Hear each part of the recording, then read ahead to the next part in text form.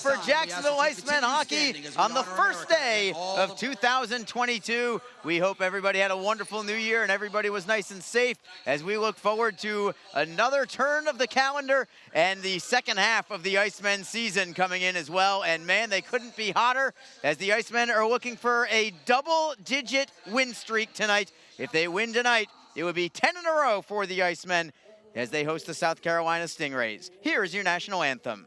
See by the dawn's early light what so proudly we hailed at the twilight's last gleaming, whose broad stripes and bright stars through the perilous fight o'er the ramparts we watched were so gallantly streaming, and the rockets right glare, the bombs bursting in air gave proof through the night that our flag was still there. Oh, say does that star-spangled banner yet wave o'er the land of the free and the home of the brave? Fans, let's hear it from it. The Icemen in their final home game for 20 days, looking for that double-digit win streak tonight as they are hosting the South Carolina Stingrays. Two teams going in completely opposite directions. Jacksonville, of course, a 9-game winning streak. For South Carolina, it is now a 9-game winless streak. It would have been a snapped streak yesterday as they led the Orlando Solar Bears by 2 goals with 6 minutes to go in the game yesterday, but they blew the lead. When you don't have confidence, those things happen. So they gave up 2 goals in the final 6 minutes and then gave up the game winner in overtime as well. So South Carolina reeling from the losing streak overall and maybe taking a gut punch yesterday from how they lost the game as well. Starting in goal tonight for the Icemen, Charles Williams, who has been a rock for the Icemen this year, 8-4-0-1. He has 1 shutout, 7th in the league now with a 2.14 goals against average, save percentage of 91.6. For South Carolina, their goaltender is making his pro debut tonight. It's Logan Floydell. He was a backup yesterday in Orlando, but this is his first game action as a pro, as Cedric Andre suspended by the team earlier today. So they have an emergency backup goaltender in there who is a local Jacksonville product, Joe Rodriguez. So welcome to the Stingrays, Joe, as we have a shot in front that is deflected over the crossbar and over the glass and out of play from South Carolina. Clock stops with just 28 seconds gone by in this game.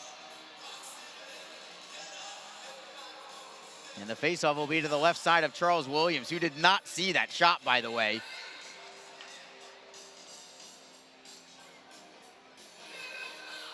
Faceoff between Luke Lynch and Ben Holmstrom, and the Stingrays take control. It's Chernichin with a dead angle shot. Williams had to make the save there. Comes all the way to the blue line. Pionk holds it in. Shot towards net is blocked in front by the Icemen, and they will stick handle through the neutral zone. Here's Lynch looking for another newcomer for the Icemen. That's Alex Renaud just onto the ice. Renaud behind the net, got a centering feed away. Comes to the high slot. Wrister in a screen just wide off the stick of Sean Giles. South Carolina looks to clear. Martin got a piece of it. Not enough to hold it in, however. The Icemen right back in the zone, however. Giles just tries to tap it loose. He does, but it comes to center ice, and the Icemen regroup. Nice deke there from Martin to take it over the blue line for Derek Lodermeyer. He tries to knock it down low, but it ends up over the glass instead and off the netting.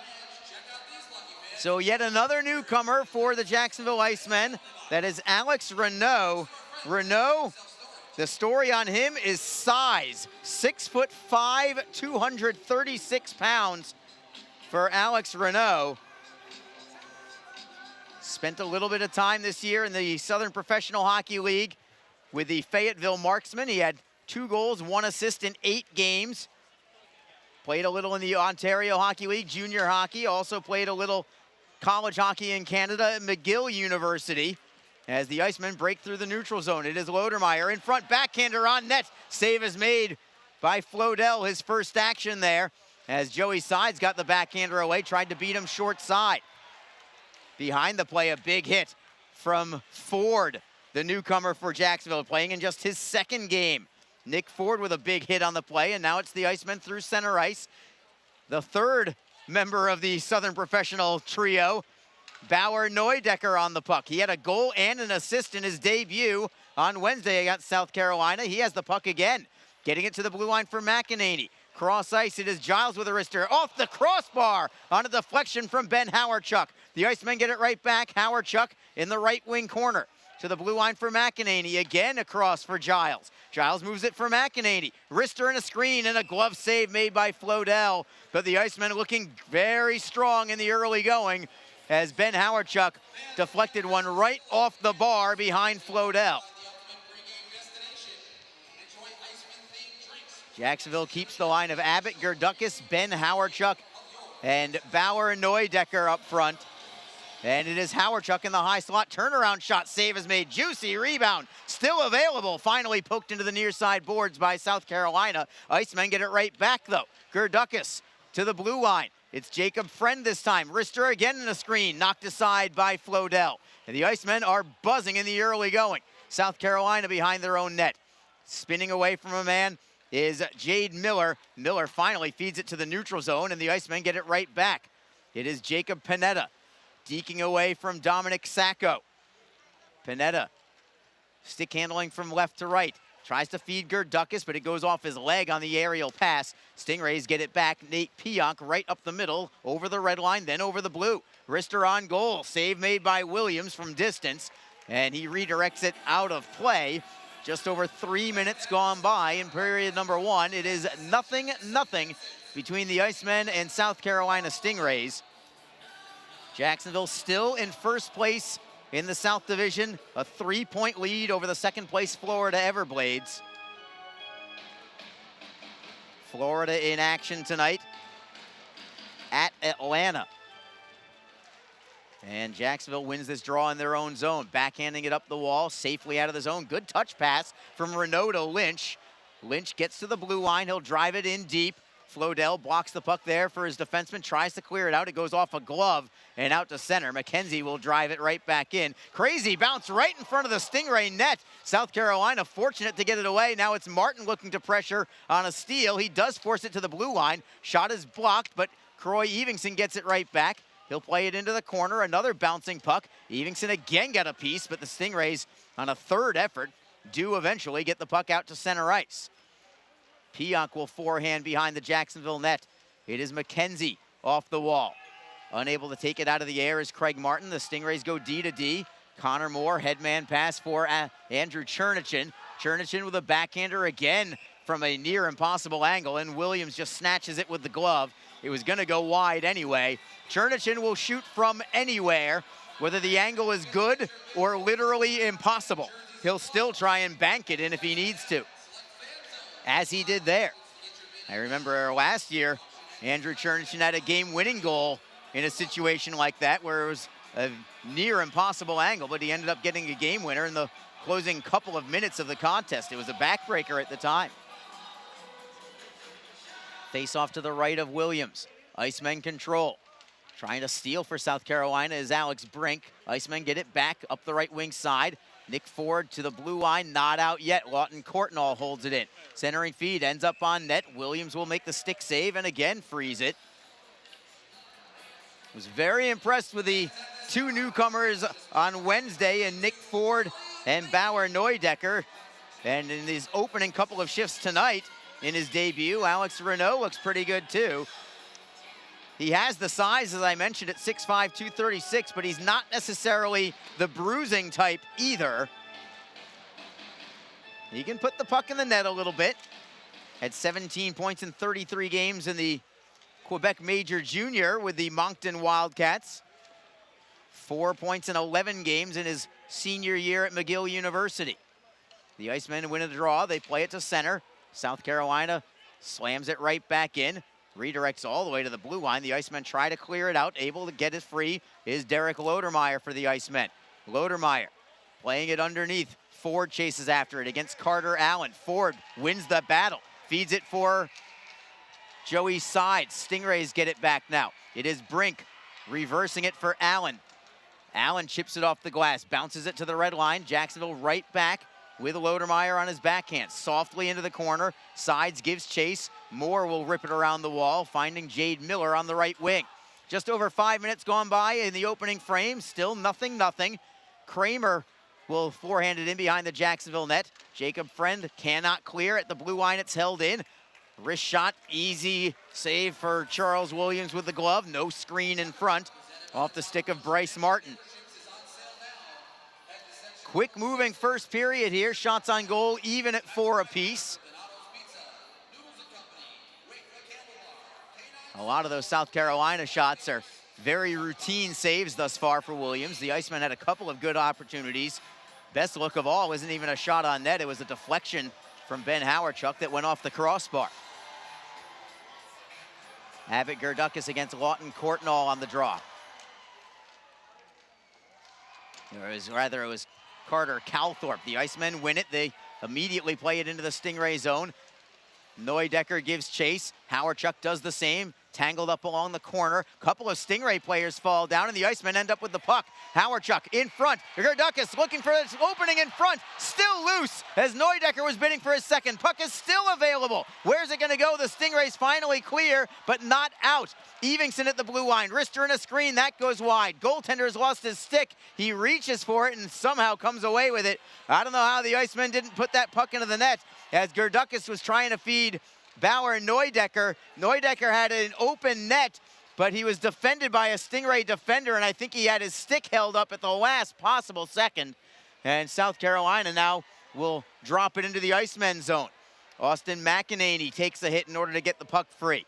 Sean Giles carries up the left wing, finding Neudecker in front for Lynch over the middle, over the blue line rather, up the middle. It is Lynch behind the Stingray net, getting it free. Renault tries to tap it loose. Still knocking it loose is Renault. Stingrays get it back, looking to clear away. Pinching in is Giles from the blue line. He'll hold in. Martin tries to work it to the blue line. That's picked off, and the Stingrays take over.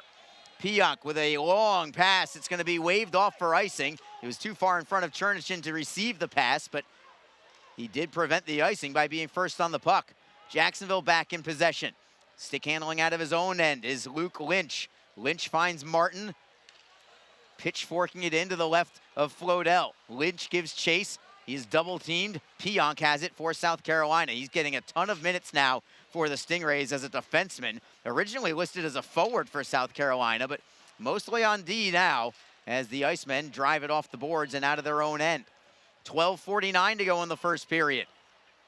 It is Justin Florick forehanding in. Jacob Friend lets it go for Joey Sides. Off the wall for Lodermeyer, just out of his reach. But Jacob Panetta steps in, and the defenseman starts the rush. Panetta beats a man wide, cuts to net. Backhander goes just wide on an end-to-end rush. The Icemen get another shot away, but that's also wide to the short side.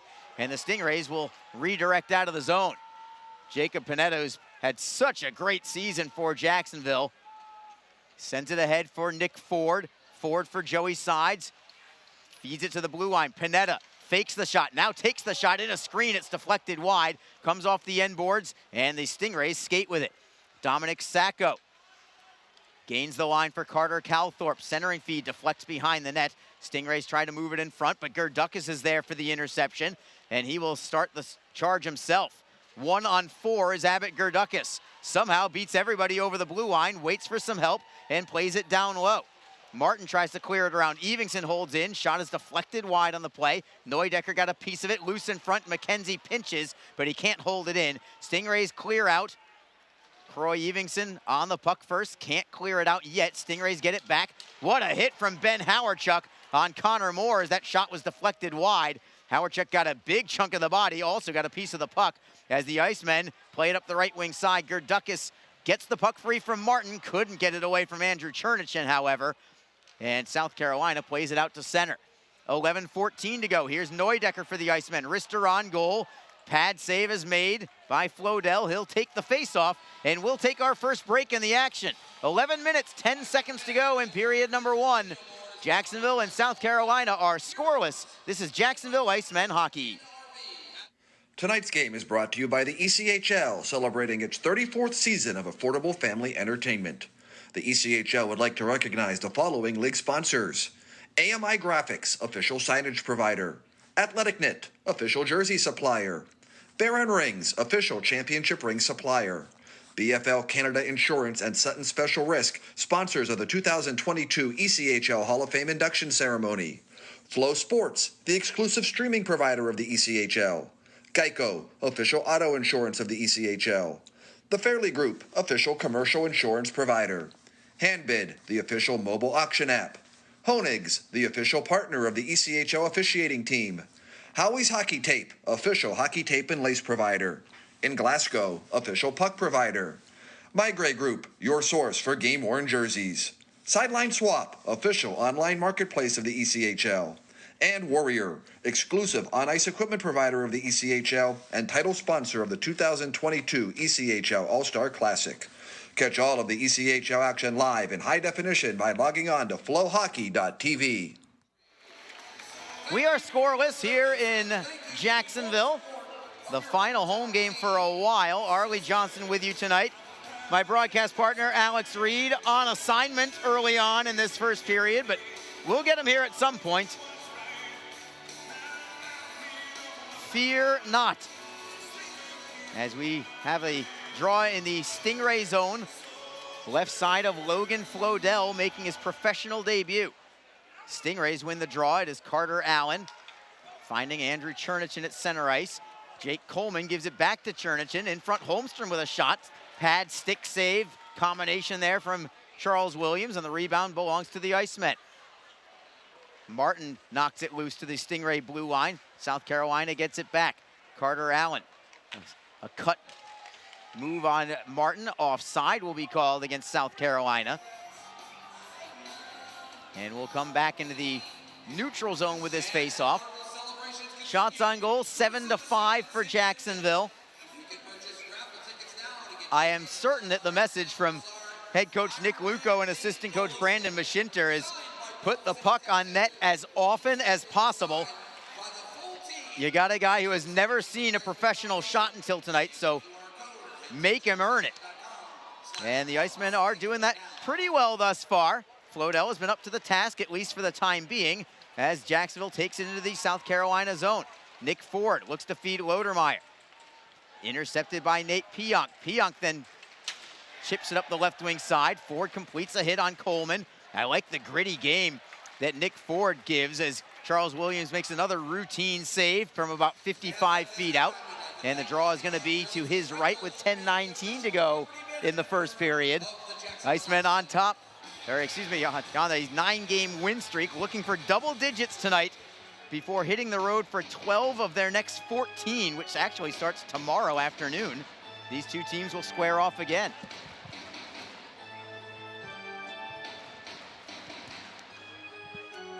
Derek Lodermeyer on the faceoff, wins it for Nick Ford. Ford gets it to center, no further than that. Stingrays take over. It is Skylar Smutek, which I got to admit, it's a pretty good name. Smutek clears in. We have a whistle and a stoppage. I believe it's going to be offside again. Oh, no, they're going to say icing. Smutek did not reach the red line, they say. More and more, it seems like this year, they have called icing, maybe in a previous time when they would give him the close enough to the red line situation and just wave it off. But I have seen them say, no, no, you need to hit the line this year, or we will call it. And I think that's what happened there. The Icemen caught a bit of a break when offensive zone draw did not help them as the Stingrays won that faceoff, and they'll play it back into Jacksonville's end. Knocking it off the boards is Austin McEnany feeds it to center ice. Stingrays poke it back into their own end. Skylar Smutek by everybody. Icing again, waved off though this time as Sean Giles collects behind his own cage. Giles stationed there, motionless for the time being. Alex Brink waiting at the top of the blue paint as Giles waits for McEnany to skate by. Giles still has the puck, however, and he'll just chip it off the glass and out. Foot race for the puck. Gerdukis hustles after it. Allen will beat him by a stride. Gerdukis looks to steal, couldn't get it. Well done by Carter Allen. Stick handling up the left wing, got it to the neutral zone, and the Icemen drive it right back into the South Carolina end. 9:13 remaining in the first period. Still no score. Jacksonville with the puck in their own zone. It's Craig Martin.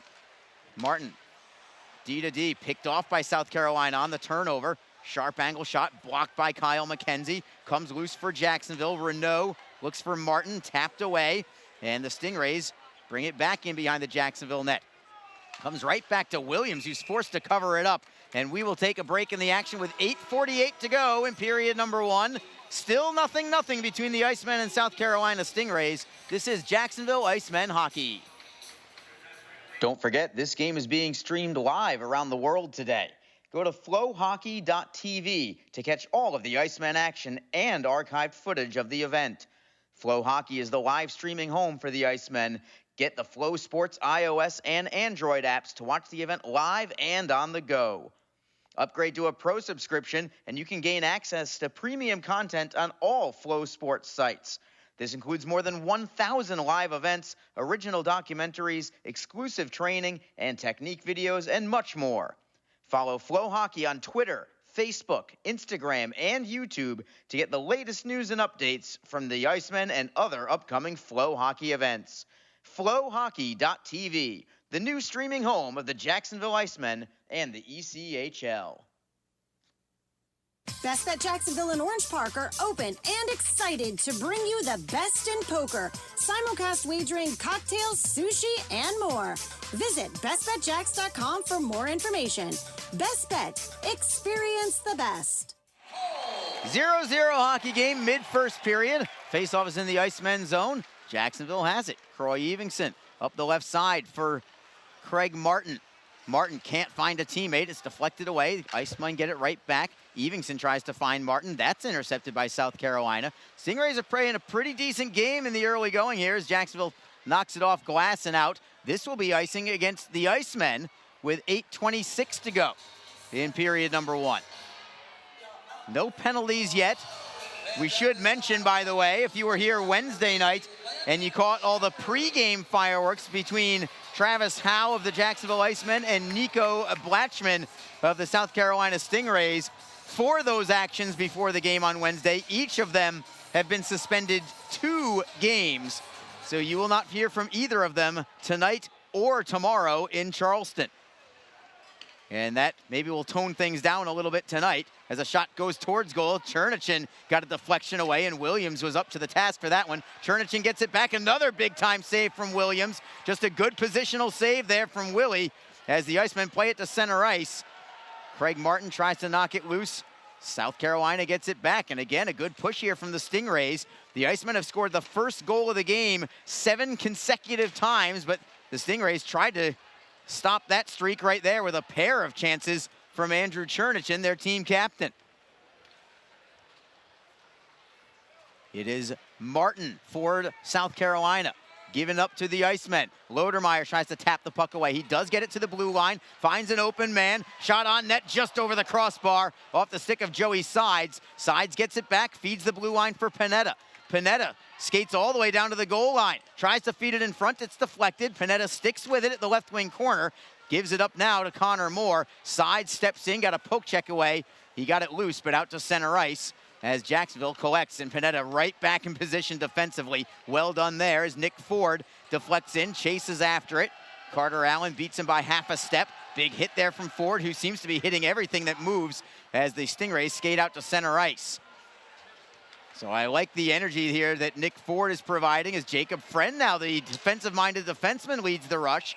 His shot is deflected. It ends up out of play with 6:54 to go in period number 1. Fans, get ready for the ECHL All-Star Classic right here in Jacksonville.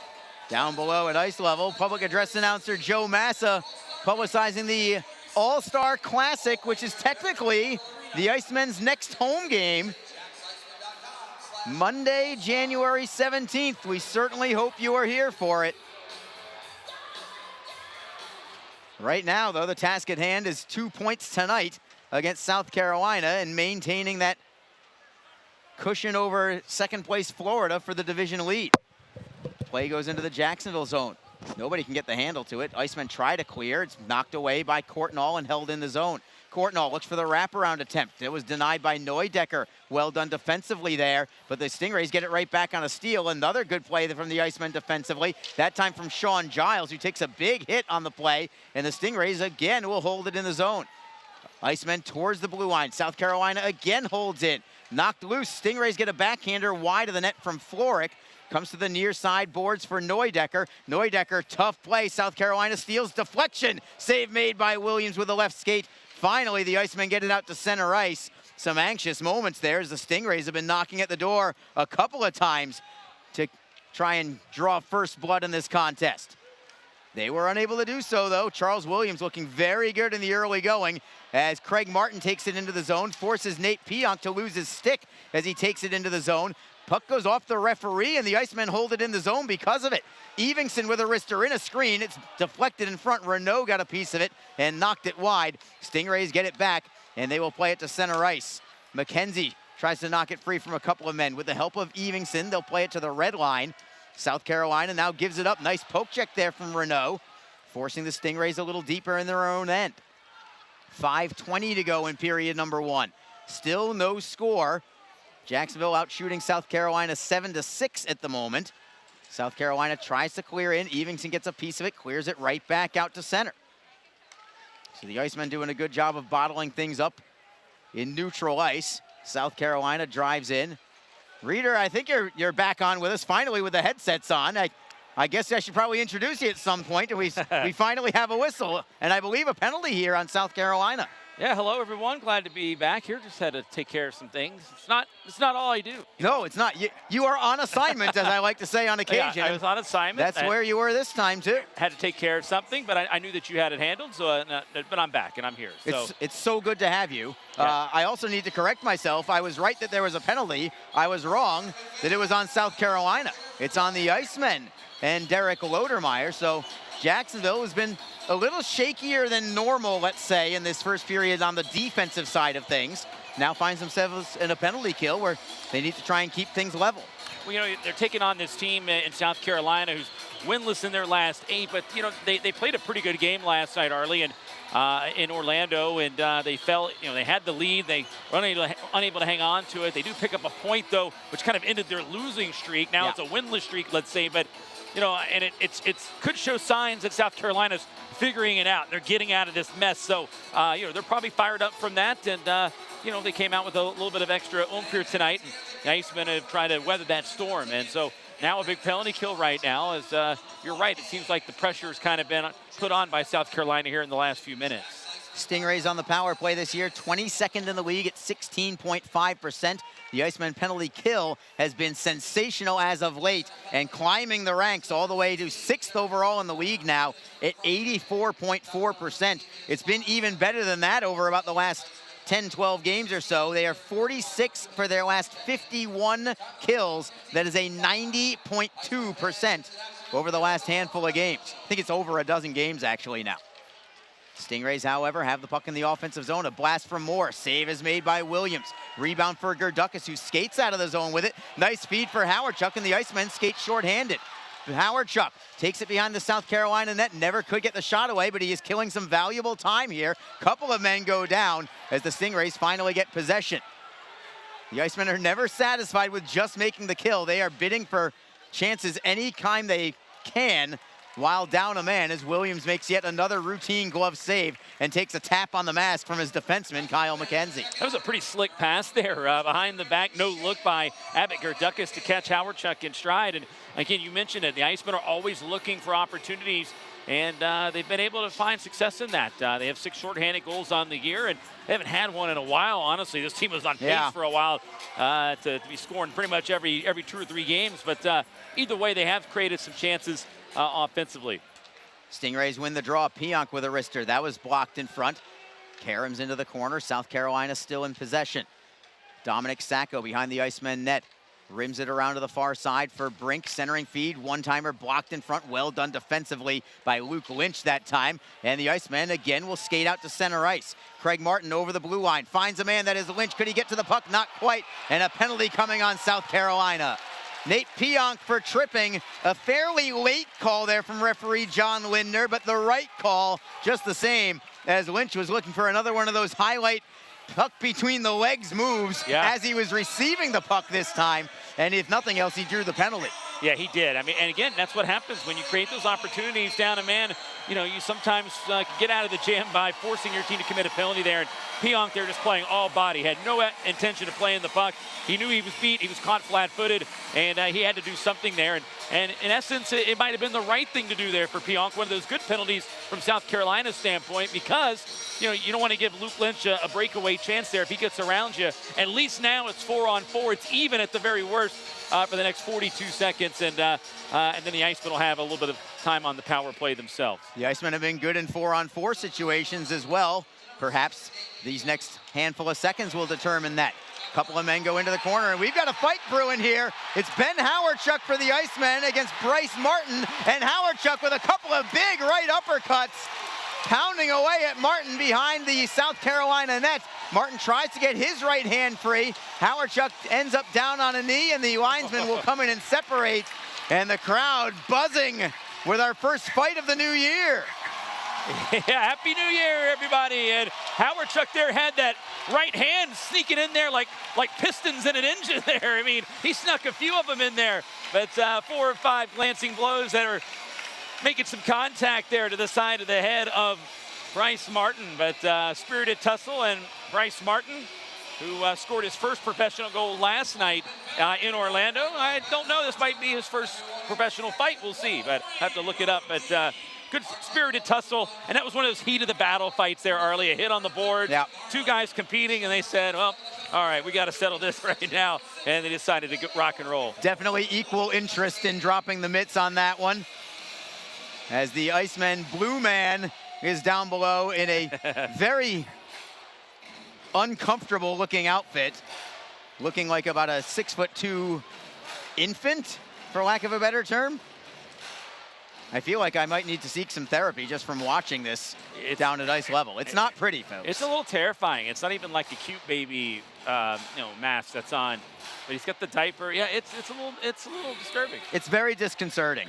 4-on-4 still. Jacksonville with the puck. Wrister on goal. Save is made. Go ahead, Reader. I say just the way Blue Man would want it, so I'm sure. Yes. Shock value successful. The Icemen are going to be on a power play in 15 more seconds. Jacksonville tries to clear out. They can't do it yet. Now they do. Can Gedukis get to the puck? No. He was ridden off the play by Carter Allen. Loose in the neutral zone now. Jacksonville steps in. South Carolina ends up with it, though. Allen tries to clear. It's picked off by Jacksonville. Here's Martin behind the back to Lynch. He's into the zone. Lynch with a drop pass. Shot towards goal is blocked in front. The Icemen on the power play as the puck trickles out to center ice. Great passing there, both from Craig Martin and from Luke Lynch, but Ford's shot ultimately was blocked. And here come the Icemen with the man advantage. Martin taps it away from a man. Centering feed, looking in front, forehand. Oh, what a save by Floydell. As bidding for that goal was Joey Sides on a nice touch pass at the goal mouth. 2:32 to go, and the Icemen passing on point right now. They really are, and that's a second great save here made by Floydell there. A nice right pad stop there, outstretched. He's able to get the kick there and prevent Sides from sneaking that one in behind him. But he's made some pretty big saves. There's a couple opportunities early in this game. I know early in the game before I got up here, I saw it on the monitor. The Icemen were just so close putting one home. They have really been close to taking the lead here in this game. They did hit the crossbar very early in the contest. Jacksonville still has 45 seconds left on this power play. It's an abbreviated power play. Jacksonville this year, 20th in the league at 17%. South Carolina's penalty kill, they're pretty decent, 10th overall at 83.2% as the Icemen take it behind the Stingray net. Pineda avoids a big hit, works it loose, and at the blue line, Jacksonville controls. Gedukis back to the center point. Pineda feeds Martin right circle. Back to the line for Pineda. fakes the shot, feeds Martin. One-timer is blocked. Martin gets it right back again to the line for Panetta. Cross ice look. In control is Gerdukis. Tries the seam pass. It's deflected. Martin gets it back. Martin to the blue line for Panetta. 6 seconds left on the power play. Sides. Finds Martin at the top of the right circle. Martin plays it down low. Lynch with a behind-the-back pass. It's deflected. The Icemen get it back, but they give it right up to Pionk, right out of the penalty box, and the Stingrays skate with it. Pionk tries to step around the man. Tried to do the same move that Luke Lynch likes, and then after the whistle, Panetta with a right jab at the upper body of Pionk as Williams had frozen the puck and got the face-off. Yeah, the Icemen there a little careless with the puck. I see what they were trying to do there because Panetta had to get back because he recognized that Pionk was coming out of the box. So I think Martin made the pass to him like, okay, I'll get it out to neutral ice. But I don't think he recognized exactly what Panetta was doing there. He just wanted to get it to a safe place. Unfortunately, at the exact same moment, Pionk came right out with it the other way. But Panetta was back. Good heads-up awareness there by the rookie blue liner. Jacksonville wins the draw. Down to a minute 23 to go in the first period. Still 0-0. Bauer and Neudecker with speed over the blue line on the right wing side. Stops at the half wall. He'll play it down low for Derek Lodermeyer.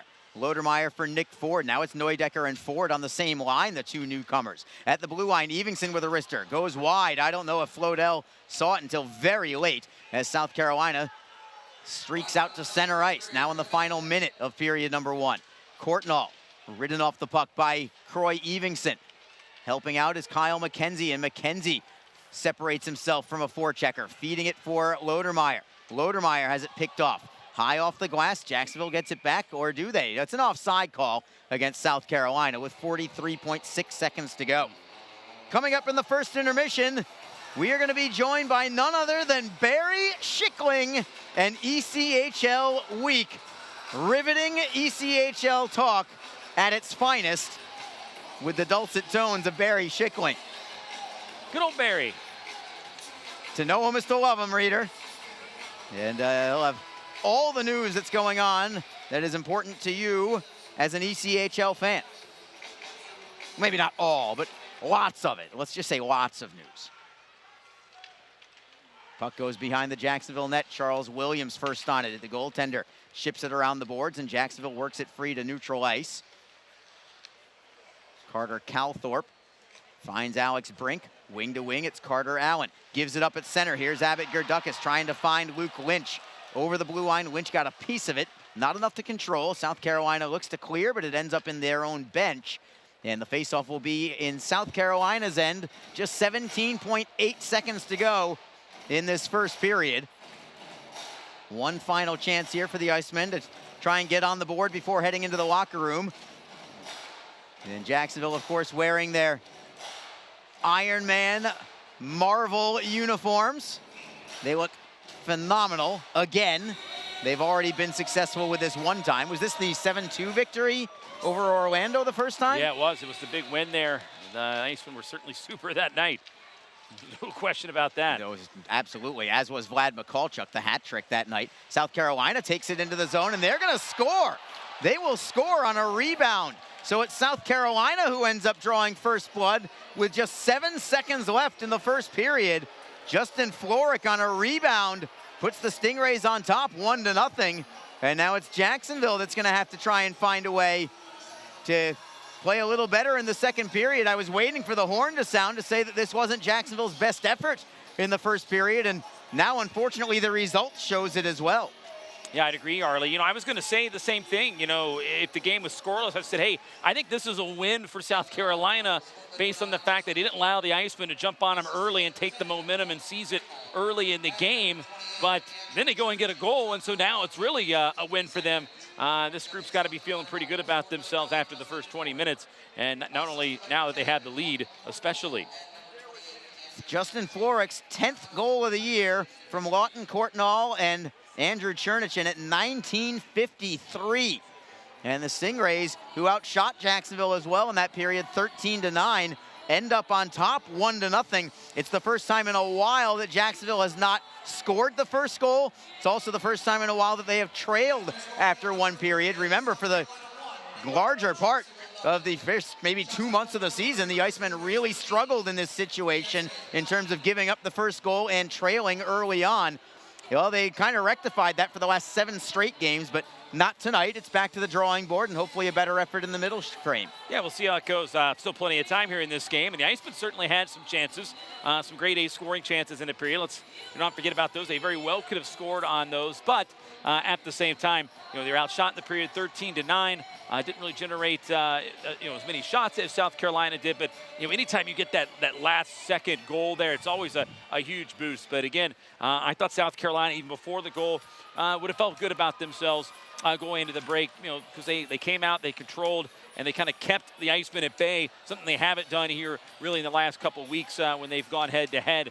But then they go and get a goal there, just crashing the net. The big guy Flort putting that one home, and it's a 1-0 lead now for the visiting team. And for the Icemen, normally when you allow a last-minute goal, or in this case a last 10-second goal, oftentimes that can be deflating. I think in Jacksonville's case, I wouldn't use the term deflating in this case. I think it might be more angering. I think it might be a wake-up call for them. Yeah. Certainly not a gut punch by any means, but sort of a, hey guys, we earned this 1-0 deficit. It's time to get in gear, and let's play a little on the agitated side and kind of come out with a different kind of energy in the second period. Well, yeah, you said that, it wasn't their best period, and obviously it's the first time in a while they're trailing after the first period, but, it's been a while, but they've been in this position before, Harley, and come out okay. They've actually been behind by 2 goals on multiple occasions. I believe 4 times this season they have, trailed by 2 goals.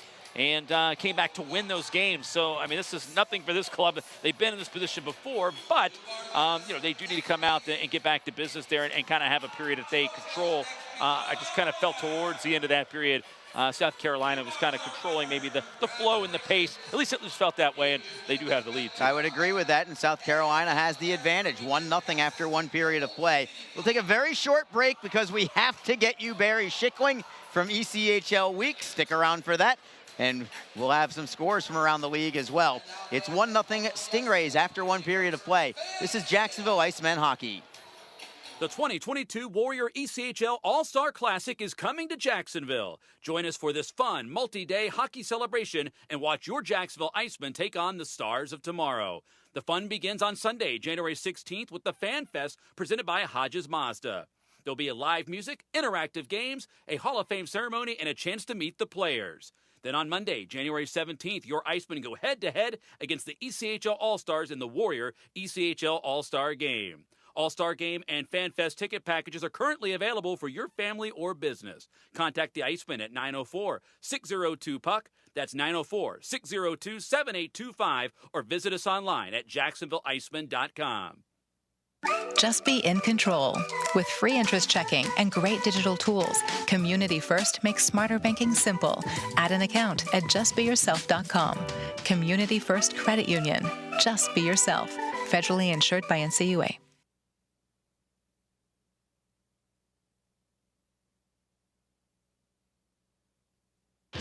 For the 3rd straight season, the effects of COVID are being felt in the hockey world. The commissioner comments. On the ice, one Western defenseman is turning heads. And there's lots of news going on. You found the best place to get caught up. Happy New Year! The last ECHL week of 2021 and the first one of 2022 starts now.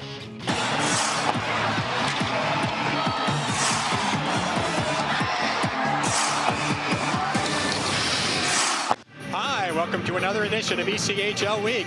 This time we come to you from the Santander Arena in Reading, Pennsylvania, home of the Reading Royals. As per usual, we've got a big story to kick off the show. Let's get started. The continued spread of COVID, primarily through the Omicron variant, is a major news story around the world and in the hockey world as well. Dozens of ECHL personnel and every team have been affected in some fashion. And of course, postponed games and shuffled schedules have been common the last few weeks. ECHL Commissioner Ryan Creelan steered the league through a COVID-affected season a year ago and understands the challenge of helping the ECHL navigate this season too. Certainly every professional hockey league, maybe professional sport, has been hit with this and had to find ways to adjust their roster and stay within their protocol, or maybe even tweak their protocol. So we're no different. We're being affected by it. And, like everyone else, we're working through it. to play our games. To say that this is a normal season is just flat out incorrect. But if we got through last year, we can get through this year. I would tell you this year is new challenges or different challenges, and you just need to figure them out. Although the season is not in doubt, the prospect of every team playing a 72-game season is. At this point in time, I don't know if everyone will get there, but that's certainly the target. And, if it has to be a little bit off of that, so be it. But I think I think most teams will get close to that. And some teams, I think, will play 72 games. I'm just not certain it'll be every team. Like practically every business which has been affected by the pandemic, Greenland and the ECHL are dealing with ever-changing events. The hope and expectation is to maintain a smoothly operating league, as well as to keep its entertainment product available to hockey fans everywhere. Yeah, I think we'll all be happy when this is over. I mean, then there'll be new challenges, but they'll just be different than these challenges. COVID has impacted every area of our business. And you have to react to it because it can come on so quickly. So it's difficult to plan, and it is fatiguing. There's no question, and we just try and do our best to be up to the challenge. Recognizing cancer victims tonight, we have Slapshot of the Royals with us. Slapshot, would you also tell us what it's like to be back after a year of not being around?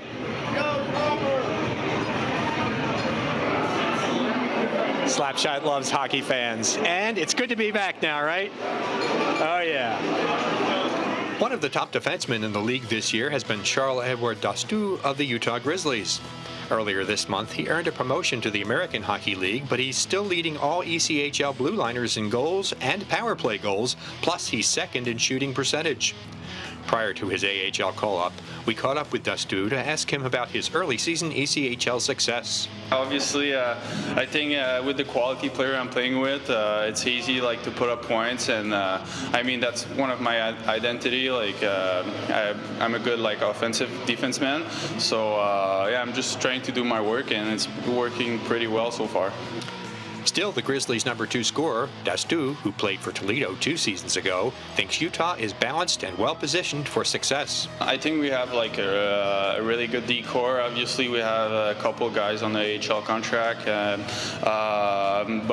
all around we have to play really hard. That's how we're gonna win games, and if we do that, I think we could be the best team in the league, and that's what we did the last couple games, and we have to keep our identity, working hard and playing the right way. And if we do this, I think we could be really good contender.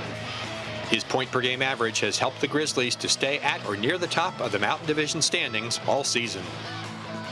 That's our goal, finish first in the division.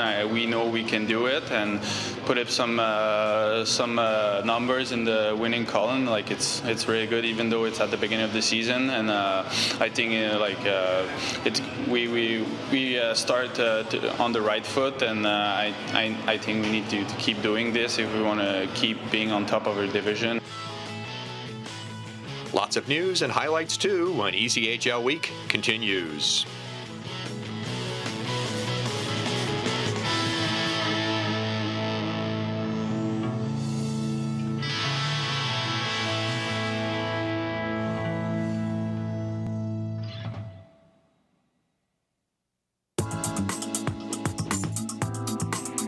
First-time buyers make up 35% of U.S. home sales. New buyers can benefit early by working with an experienced, trusted real estate advisor. In the Pacific Northwest, Will Springer is your trusted advisor for buyers and sellers. For a free consultation or to find a real estate agent in your area of the country, contact Will today.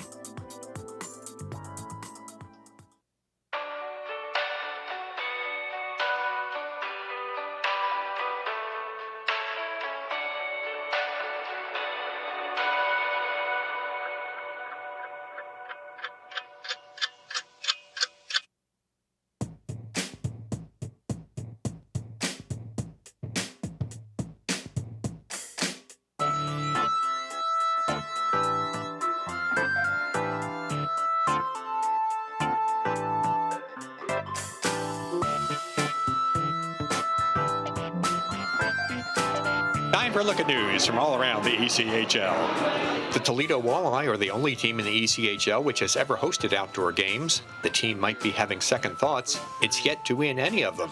Last weekend, Kalamazoo earned its second straight win at Fifth Third Field in northwestern Ohio. Goaltender Jet Greaves made 41 saves in a 3-2 shootout win for the Wings.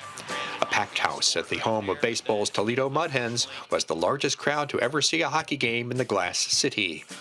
The Walleye will have one more crack at winning a game in the elements this season. They host Indy, also at the baseball stadium, on New Year's Eve. Atlanta's Michael Pelech continues to climb on a couple of all-time lists. On December 17th, he moved into the number 2 spot in games played in the ECHL, behind only Hall of Famer Sam Patoric. Earlier this month, he became just the third player to amass 400 assists as an ECHL skater. The 2009 draft selection of the Los Angeles Kings has played for 10 teams in his 13-season ECHL career. 2 women from both the Premier Hockey Federation and the Professional Women's Hockey Players Association will participate in the ECHL's All-Star Classic on January 17th in Jacksonville. 2 women will be assigned to each of the teams, the ECHL All-Stars and the host Jacksonville Icemen. A similar arrangement featuring 4 women skaters took place at the 2020 ECHL All-Star event in Wichita. Laura Schmidline put her name in the ECHL history book on December 11th when she was a linesperson for the Maine at Worcester game. She was the first woman to be on an ECHL officiating crew. Schmidline, who's from Massachusetts, patrolled the blue line during her playing days at Amherst College. She's one of 2 women who will serve as linespersons in the ECHL this season. Veteran head coach Rob Murray has signed a contract extension with the Tulsa Oilers that will keep him with the team through the 24-25 season. Murray's in his 5th year as the team's bench boss. He led the Oilers to the Western Conference Finals in 2018-19 and was named the league's General Manager of the Year in that season.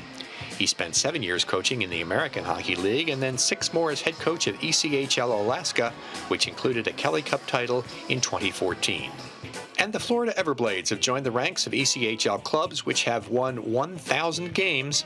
The Blades blanked Orlando last Sunday to achieve the landmark victory. The team's first ever win was on October 17, 1998. Along the way, Florida has won more than 65% of its games, the second most playoff series, and a Kelly Cup crown in 2012. Did somebody say highlights? We've got them. Here they are. Greenville's Frederic Letourneau gets us started with an impressive backhand shot which accounted for a shorthanded goal in a game against Atlanta.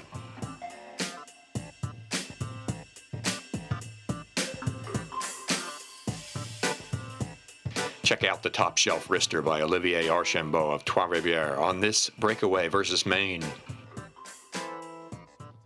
Utah's Brian Bowen gets the puck into the net, somehow, in a victory over Wichita.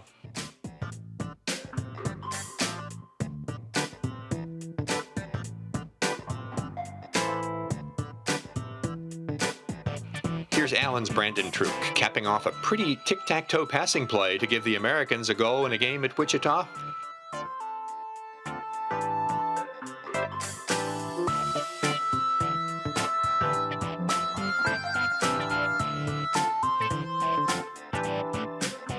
Jean Boudria of Fort Wayne continues to follow the puck, and when it comes loose, he slides it home to help the Comets to a comeback overtime win against Cincinnati. Robson dropped the rebound, and Boudria right there knocked it home.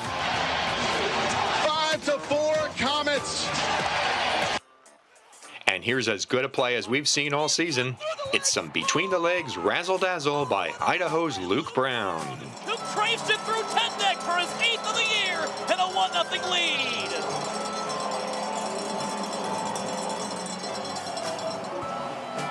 He put that puck through his legs to get it into the back of the net. That wraps up another edition of ECHL Week from Reading, Pennsylvania. Thanks very much for watching. Make sure to follow us on all of our social media channels. There's a lot of good stuff on there that'll help keep you up to date on what's going on throughout the league until the next ECHL Week show comes along. See you next time. We conclude today by showing the appeal that the ECHL holds for youngsters, especially when it means getting some goodies in return for cheering on their team.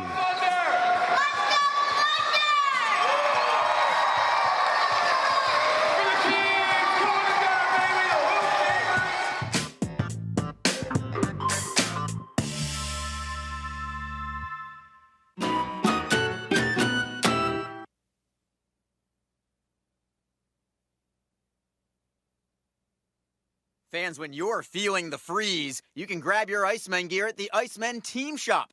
Just visit JacksonvilleIcemen.com/merch to visit our online store. You can purchase Icemen team jerseys, t-shirts, hats, pucks, kids gear, and much more. If you're at the game, you can also stop by our merchandise kiosk located in the arena concourse.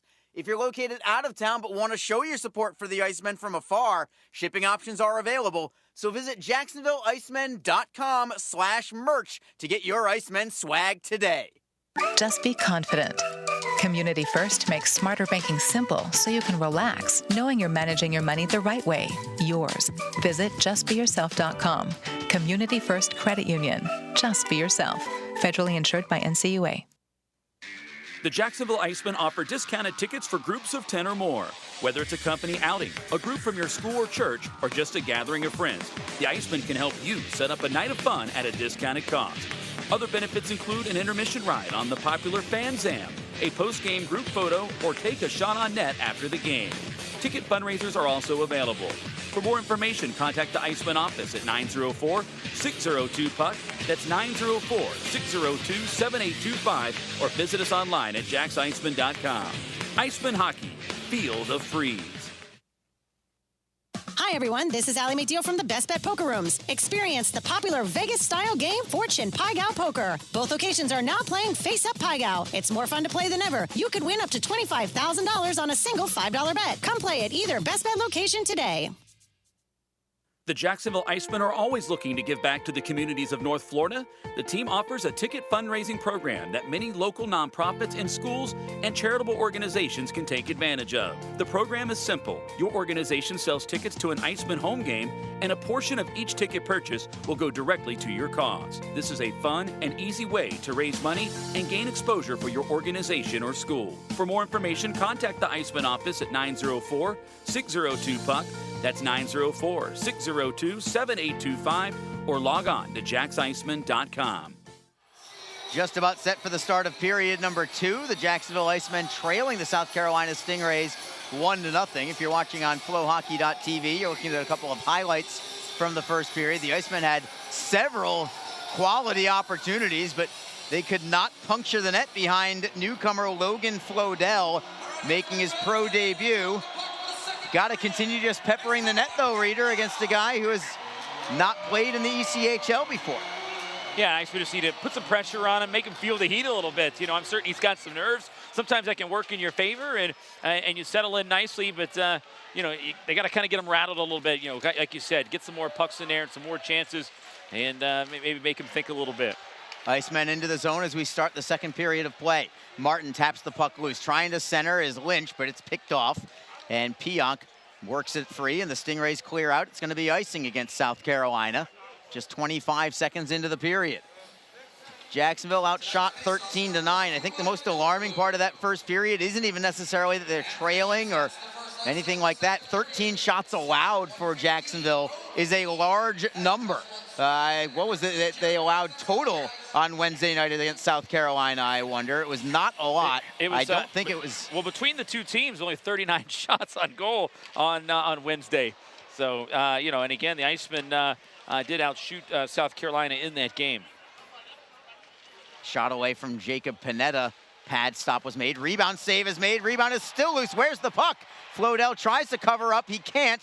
Icemen keep it in. What a big hit by Ford. Centering feed goes all the way to the blue line. Friend fakes the shot. He'll move it cross ice. Panetta's got space. He bangs one off the post. It comes all the way back out to center ice, and he's got to retrieve it again. Nick Ford really set that up with a crunching hit in the corner as the Icemen give it up now at center ice. Offside against South Carolina, and getting more and more impressed as each shift of Nick Ford comes and goes. Yeah, he does there. A crushing hit, toppled down his man into the corner, and then got the puck and sent it across. He kept play alive, and a great shot by Jacob Panetta. Had a lot of time and space to let that one fly, and was able to ping it off the iron there. That's another hit crossbar or post hit by the Icemen already in this game. Not to mention they had a couple other really good chances that Floydell had to make some outstanding saves on. The Icemen have been there. They're close, Arlie. They're knocking on that door, but right now just don't have anything to show for it. But again, that play all started to a good physical play by Nick Ford. Icemen get the puck now in their own zone. It is Craig Martin for Neudecker. Neudecker tries to chip it back for Martin in the left wing corner.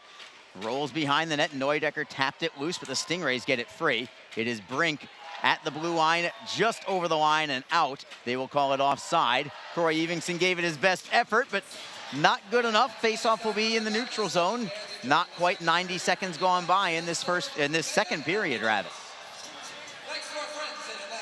I want to take this opportunity to say hello to all of our viewers on flowhockey.tv and those who are listening on Mixler. Got a nice little message earlier. Got to say hello to former Iceman defenseman, now assistant coach for the Fayetteville Marksmen, and that's Jason Binkley. Oh, very nice. Here. So welcome, Binks. Great to hear from Binks, and I'm certain he's also tuning in here to see how one of his players is doing here, and of course getting the call up, and of course that being Alex Renault.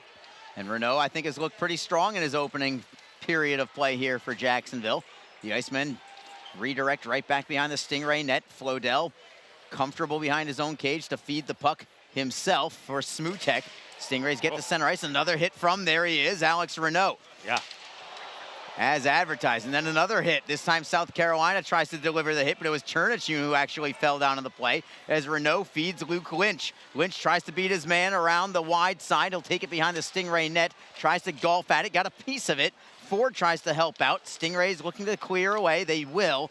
It is Justin Florick who has the only goal of the contest thus far. And the Icemen are going to be called for touching the puck with a high stick. Faceoff is going to be in Jacksonville's end. Not quite 2.5 minutes gone by in this second period. Quickly to the ECHL scoreboard. Scores weren't looking all that good for the Icemen around the league.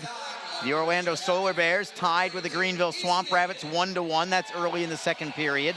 The Norfolk Admirals, who only have one win, I believe, in their last maybe 10 games or so, they are leading right now 2-1 after one period of play at Wheeling. Also, the Florida Everblades, a 1-0 advantage at the Atlanta Gladiators. That's after one period of play. Faceoff is going to be in the Icemen zone, right side of Charles Williams. Even though Williams did allow that rebound goal in the closing seconds of the first period, I think he might have actually been the best player on the ice for Jacksonville in the opening frame. And the Icemen do win this draw. It is Ford immediately playing it off the boards and out. This is going to be icing again, however, as Nick Luco has jumbled the lines a little bit. Either that or they were kind of in the middle of a line change as the icing occurred. But they've got Alex Renault along with Nick Ford and Luke Lynch. Lynch has been connected at the hip with Craig Martin for the last few weeks, along with typically Travis Howe.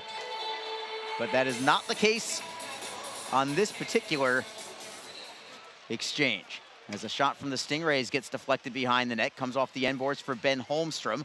Holmstrom will reverse it to the near side.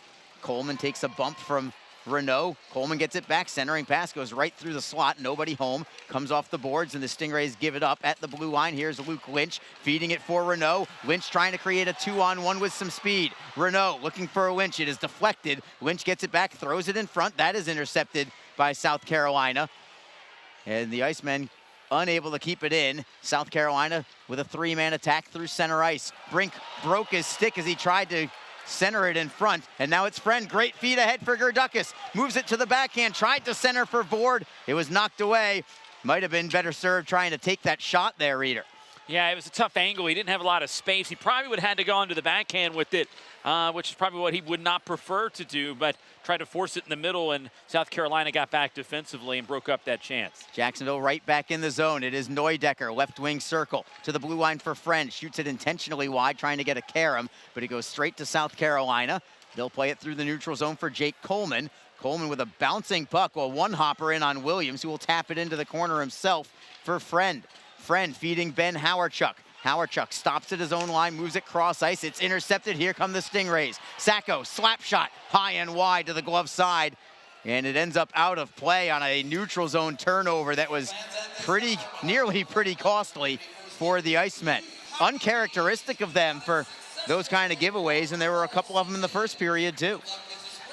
Yeah, just, they're still just not quite the Iceman team we've seen here just yet. And, a few mental errors and mistakes and they didn't make very many the other night on Wednesday, but the couple times they were glaring mistakes, they were costly. They led to some goals by South Carolina in the 2 goals that they did score in that game. So, South Carolina in that regard was kind of opportunistic, but Iceman, you're right. That's not a play they've been making. They play a little bit more smart in the passing game there, and that time that one was just kind of served up. Well, the Icemen got a great break out of their zone on the faceoff win. They get a shot on net, making the save is Floydell as Joey Sides got tripped up after the whistle as he was charging the net hoping for a rebound, but love the way they broke straight out of their end. It just took one quick stretch pass and off to the races they went.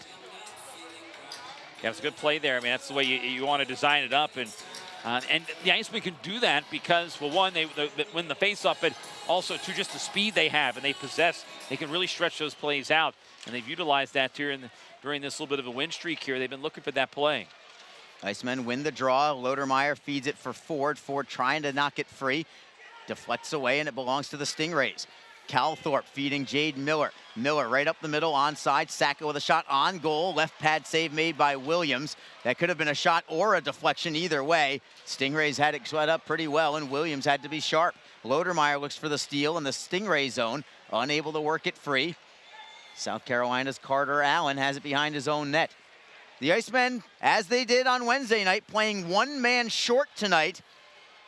They lost Travis Howe to suspension. They replaced him with Alex Renault, but still one man short.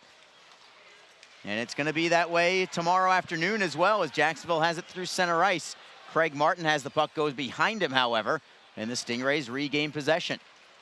Yeah, it was interesting there. Nico Blatchman was the Stingrays player who was suspended for 2 games. He was allowed to play in last night's game in Orlando because they wanted him suspended for the game head-to-head tonight and tomorrow against one another. I saw that, and that was an interesting move there by the league to do that. Almost kind of which Blatchman was playing tomorrow anyway. Also kind of felt that the even suspensions, 2 games apiece, was not necessarily justified, but who am I to say? Meanwhile, we come back to live action. The Icemen trailing by 1. Jacksonville pressures the offensive zone. It is Howarchuk looking for Gerdukis behind the net. Gerdukis with a backhand feed in front, knocked away by the Stingrays, well defended by Connor Moore. Moore around the wall. Giles tries to hold in at the blue line, cannot get there. South Carolina's got a 2-on-1. Jake Coleman, right side, saucer pass. A little too much sauce on it. It went over the stick of Andrew Chernichin, and that play blew up before it ever really developed. Stingrays hold it in, however. Connor Moore can't get the shot away as he tried to toe drag around an Iceman defender. Jacksonville finally gets the steal. Gerdukis feeds Neudecker. Ahead, it's Howarchuk, 2-on-2 with Neudecker. Howarchuk looks for a trailer. Sharp angle shot, it's deflected off the side of the net, and the Stingrays will play it out to Jacksonville's line. 13:33 to go in the second period. The Icemen still looking for their first goal of the night. They trail 1-0. Jacksonville with a redirection into the Stingray zone. Connor Moore first on the puck. Up ahead for a 3-man attack. Ben Holmstrom into the zone. Shot towards net is blocked by Jacob Panetta. Another shot on net this time. Williams makes the stick save. Rebound comes to the far side. South Carolina still in control. Alex Brink spins away from a man. Tries to get it free from Lodermeyer. Unable to do so. The Icemen break out to center. They find Joey Sides. Sides has Lodermeyer crashing to the net. Sides tries to feed it in front. The trailer on the play. Save is made. Rebound is loose. And the Icemen get it back with Lodermeyer at the far side wall, finding Joey Sides. Sides to the blue line for Panetta. Fakes the shot, then takes the shot. Great play by Dominic Sacco to block that attempt from Panetta. And the Icemen having a little tougher time just getting that puck towards goal. Floydell did make one good save in that exchange as well. Yeah, he did. He was forced to make a good first save. The second chance opportunity was there, and that's where the Icemen seem to have the problems. There's a lot of clogging going on. South Carolina doing a pretty good job there. And as you mentioned, Sacco with a great job there to extend out and dive in front of that shot attempt by Panetta. Man gets hit from behind. That was Luke Lynch. No call there. Crowd wants one as the Stingrays play it around the boards and out to center ice. They can't play it in deep. It's still loose in the neutral zone. Lynch with a big hit that time on Carter Allen as the Stingrays get it behind the Jacksonville net. And South Carolina is first on the puck as well. It's Carter Calthorpe centering feed. Deflected right onto this tape of Craig Martin for the Icemen. He'll airmail one into the Stingray zone. Bouncing puck. Renault is first on it for Jacksonville. Playing it down low for Lynch. Martin is there to help out. But again, it is the Stingrays in possession. When South Carolina is playing well, they are strong defensively. They don't allow a whole lot, but here come the Icemen again. Right side, Gerdukas looking for Neudecker on the redirect. Couldn't get there. And the Stingrays will play it away. That's kind of what I was just addressing is South Carolina. When they are good defensively, and they stay in every hockey game. Well, that's the style they've been playing for so long. They're a very defensive-minded team first. They lock it down, and they can really make it difficult there and kind of just smother you a little bit. And like you said, when they're on point, they're very difficult to penetrate through and get those chances. Jacksonville will work the puck out of their zone. Connor Moore turns and fires it right back in. Sean Giles first on the puck. And it's very easier too, Arlie, when you get the lead. That makes it easier for them to really kind of create that time to really focus on it. Jacksonville gets the puck out of the zone, but again, they can't make that first pass to skate through center ice. Austin McEnany now in control for the Icemen. 10:44 to go in period number 2. The Icemen trail 1-0. Abbott Gerdukas from center ice. He'll flip a backhander behind the Stingray net. Smutek up the wall by everybody. This is going to be icing. Clock stops with 10.5 minutes to go in period number 2. The Icemen, I think, playing a little bit better in this period. But you would like to see a little more pressure kind of shift after shift. You know, the Icemen have been so good in large part, because of the depth that they have had, that they can just kind of keep rotating line after line after line. It seems like they're pressuring shift after shift. Haven't quite had it with quite the consistency that they've been accustomed to for the last month and change. Yeah, I mean, again, like you said, you're right, just coming after shift after shift. It didn't matter who was on the ice. They were coming at you hard, and teams had to deal with that. And, you know, right now the Icemen haven't had that consistent rolling lines here of coming at you pretty hard and creating that pressure. It's kind of been in little small spurts. Derek Lodermeyer trying to get to the puck behind the Stingray net. Could have been called interference, but we will play on. There's only been one power play for each team as Jacksonville loses the handle and the Stingrays skate through center. Jake Coleman, defended by Jacob Panetta. Coleman's shot deflects into the corner opposite side. Nick Ford is first on it, can't clear it yet. Brink with a shot, steered aside by Williams. Comes to the blue line for Carter Allen. His shot is blocked. Allen gets it right back. Backhander goes wide. Comes off the end boards. Holmstrom with a centering feed. That's picked off by Jacob Friend. Excellent outlet pass to Ford, who tries to shovel it ahead for Joey Sides. Tried to flip it over the head of Martin, but Martin was there to read it, and the Stingrays clear it. Coleman taps it back behind the Jacksonville net. Kyle McKenzie first on the puck. Uses the boards to feed Croy Evingson. Evingson for Luke Lynch. A little space in the neutral zone. The Icemen get it onside. Craig Martin looking to pull the trigger on a shot. Can't get there. Stingrays come away with it and just slide it out to the red line. McKenzie feeds Renault. He'll forehand into the zone. The big 6'5" forward making it his Icemen debut. South Carolina right back out on a one-touch clear out. It's Jade Miller on his backhand. Well defended by Croy Evingson, not allowing any space for him as Evingson feeds it for Lynch. Lynch gets to center ice, can't clear it in deep, gets it back now, still in the neutral zone, right by the Icemen bench, as the Icemen now give it up. A steal from South Carolina, and Williams, a great save with the blocker, redirecting it over the glass and out of play. 8:38 to go in the second period. Jacksonville still down by a score of 1-0. This is Jacksonville Icemen hockey. Don't forget, this game is being streamed live around the world today. Go to flowhockey.tv to catch all of the Icemen action and archived footage of the event. Flow Hockey is the live streaming home for the Icemen. Get the Flow Sports iOS and Android apps to watch the event live and on the go. Upgrade to a pro subscription and you can gain access to premium content on all Flow Sports sites. This includes more than 1,000 live events, original documentaries, exclusive training and technique videos, and much more. Follow Flow Hockey on Twitter, Facebook, Instagram, and YouTube to get the latest news and updates from the Icemen and other upcoming Flow Hockey events. Flowhockey.tv, the new streaming home of the Jacksonville Icemen and the ECHL. Best Bet Jacksonville and Orange Park are open and excited to bring you the best in poker, simulcast wagering, cocktails, sushi, and more. Visit bestbetjacks.com for more information. Best Bet, experience the best. Jacksonville trails South Carolina 1-0 Middle of the second period, the Icemen win the draw in their zone. Ben Howard-Chuck, did he get to center ice? No. And it's the second time I've commented on it this game that the officials less and less are giving these skaters the neighborhood play on an icing situation.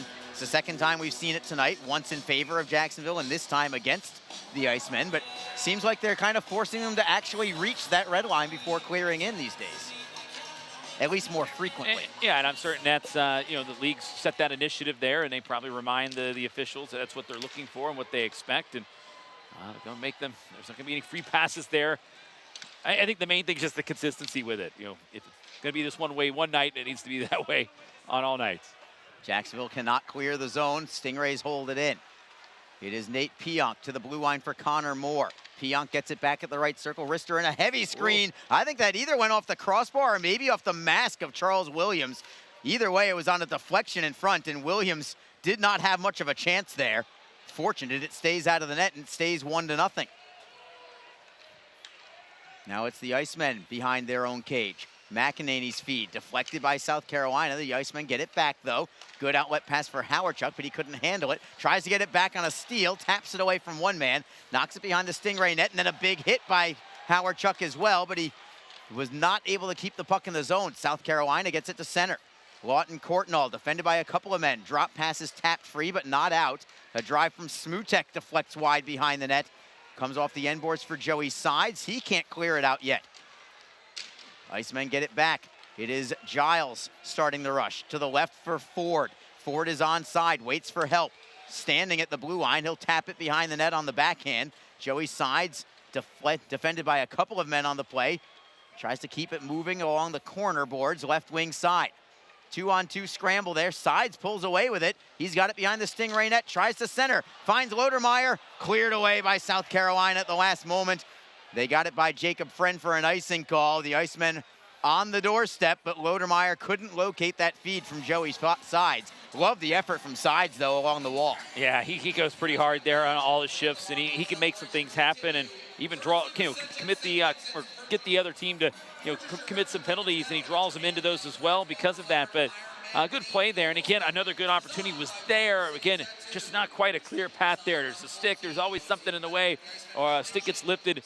So South Carolina, they're doing those types of plays there and keeping the Icemen from getting these second chance opportunities.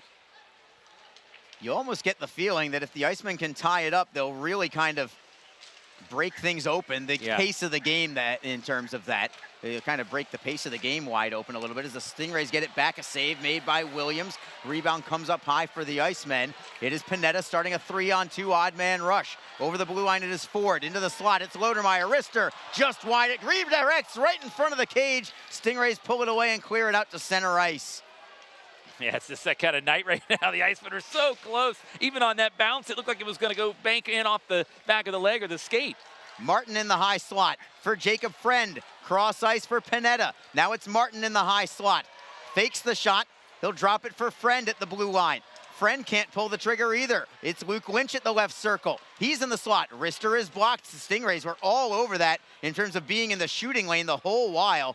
Every time the Icemen were trying to pull the trigger, they just couldn't get it loose. Stingrays were very responsible defensively there. Martin back into the zone for Jacksonville. Has it at the blue line left wing side.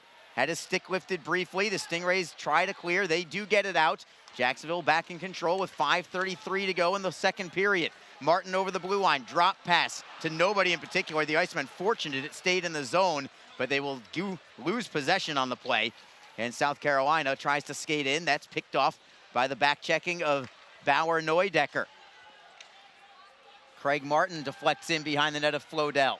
Floydell taps it free. The Stingrays around the wall. Evingson steps up. He'll break it up and keep it in. Croy Evingson with a sharp angle shot. Denied by Floydell. No rebound. And we will go to break with 5:04 remaining in period number 2. It remains the South Carolina Stingrays 1. The Jacksonville Icemen nothing. This is Jacksonville Icemen hockey. The 2022 Warrior ECHL All-Star Classic is coming to Jacksonville. Join us for this fun, multi-day hockey celebration and watch your Jacksonville Icemen take on the Stars of tomorrow. The fun begins on Sunday, January 16th with the Fan Fest presented by Hodges Mazda. There'll be a live music, interactive games, a Hall of Fame ceremony, and a chance to meet the players. Then on Monday, January 17th, your Icemen go head-to-head against the ECHL All-Stars in the Warrior ECHL All-Star Game. All-Star Game and FanFest ticket packages are currently available for your family or business. Contact the Icemen at 904-602-PUCK. That's 904-602-7825, or visit us online at jacksonvilleicemen.com. Just be in control. With free interest checking and great digital tools, Community First makes smarter banking simple. Add an account at justbeyourself.com. Community First Credit Union. Just be yourself. Federally insured by NCUA. Frustrating game thus far for the Jacksonville Icemen, being shut out with 5:04 to go in the second period. Logan Floydell in his professional debut pitching the shutout, 35 minutes plus into this contest, but the Icemen knocking on the door, trying to even things up. They've got the puck behind the Stingray net. It is Kyle McKenzie playing it down deep. Spinning with the puck is Bauer Neudecker, trying to strip it loose. Howard Chuckle on the near side wall. Double teamed on the play. The Stingrays get it, but they do not clear it. Howard Chuck pokes it back down low. Connor Moore finds Nate Pionk. Pionk with an outlet pass for Jade Miller, and the Stingrays do skate to center ice. Miller will forehand it in behind the net of Williams. And now it's Miller first on the puck after a errant pass from Jacksonville to the blue line. Pionk cross ice for Moore. Moore fakes the shot, has it deflected away. Here comes Howard Chuck. It's a 2-on-1. Howard Chuck with Neudecker. Howard Chuck on the left wing side. Howard Chuck with a shot. It is blocked by Pionk. He just took an extra stride too much, and Pionk was there defensively, as the Icemen still cannot find a way to get on the board tonight. Excellent play by Pionk there. And again, South Carolina, they are making these plays, preventing these chances. They are doing an excellent job. Giles with an interception. He comes in. Centering feed. Lodermeyer can't pull the trigger on the one-timer. The Icemen get it back behind the Stingray net. Lodermeyer on the backhand. Wraparound save. Rebound denied. What a save, I believe, by Floydell there. Giles at the left point. Wrister in a screen. That goes wide. It's all Jacksonville right now. They're feeling it, trying to get on the board. Joey Sides, left wing circle. All the way to the blue line is Sides. Turns and tries to hold it in. It goes out of play. And it's going to be a face-off in the Stingray zone. The Icemen doing everything they can right now, Reader. That goal mouth pass, I thought that was the one. Yeah, I did too there, and I think Floydell did get a piece of that one, made a big stop, but he's feeling it right now, and as the game gets, any nerves he had, he's been able to shake that off here as this game goes on, and he starts to make saves. So, again, it's a good effort here, though, by South Carolina defensively on the back end. They're getting the job done here, and Jacksonville, though, that was a good, maybe they can build off that shift because right now they were getting a lot of good opportunities and all that. Well, they're showing the Selfie World lookalikes with head coach Nick Luco. Was that Captain America? Yeah. They got Thor up on there as well. Fantastic stuff. Look forward to this segment from Selfie World, Jax. Yeah, it's a good promotion. Fans love it. And you and I have been featured on it. So we have. Yeah, there you go. But, we have indeed. Even the Icemen players have made their way to Selfie World, and they had a nice little video montage that I made a certain pregame comment on that I wouldn't mind seeing it maybe a little more in the arena. Yeah. I won't say anything more than that in case it doesn't happen. But maybe we can speak that into reality somehow. We shall see. But a Happy New Year out to everybody. And Arlie, right now we're seeing, South Carolina. We've kind of been talking about it here. This is classic South Carolina Stingrays hockey, a defensive mindset. We're going to lock it down defensively. It's not exciting at times, but the Icemen need to get a goal here. Get them to open up a little bit. A goal will do just that. The Icemen very nearly had it, a goal mouth pass that went by everybody. The Icemen get it back. What a great move by Jacob Friend. Closes, moves to the backhand, centering feed in front. Where is it? The Icemen get it back. It is to the blue line. Panetta with a drive. Great save made. Rebound is loose. Still loose. Backhander is poked away. Panetta fakes the shot. Finds Jacob Friend. Friend looking for Nick Ford at the top of the left circle. Into the bumper it is Sides. Shot in the screen is deflected into the corner. Panetta pinches in to hold the zone. Ford behind the net, and the Stingrays finally come away with it. All Jacksonville right now, everything but the equalizer. Here come the Icemen back into the zone, or at least attempting to. We've got a penalty coming up here. What's it going to be? think it's going to be a cross check maybe here on Jacob Friend. Yeah, and it is.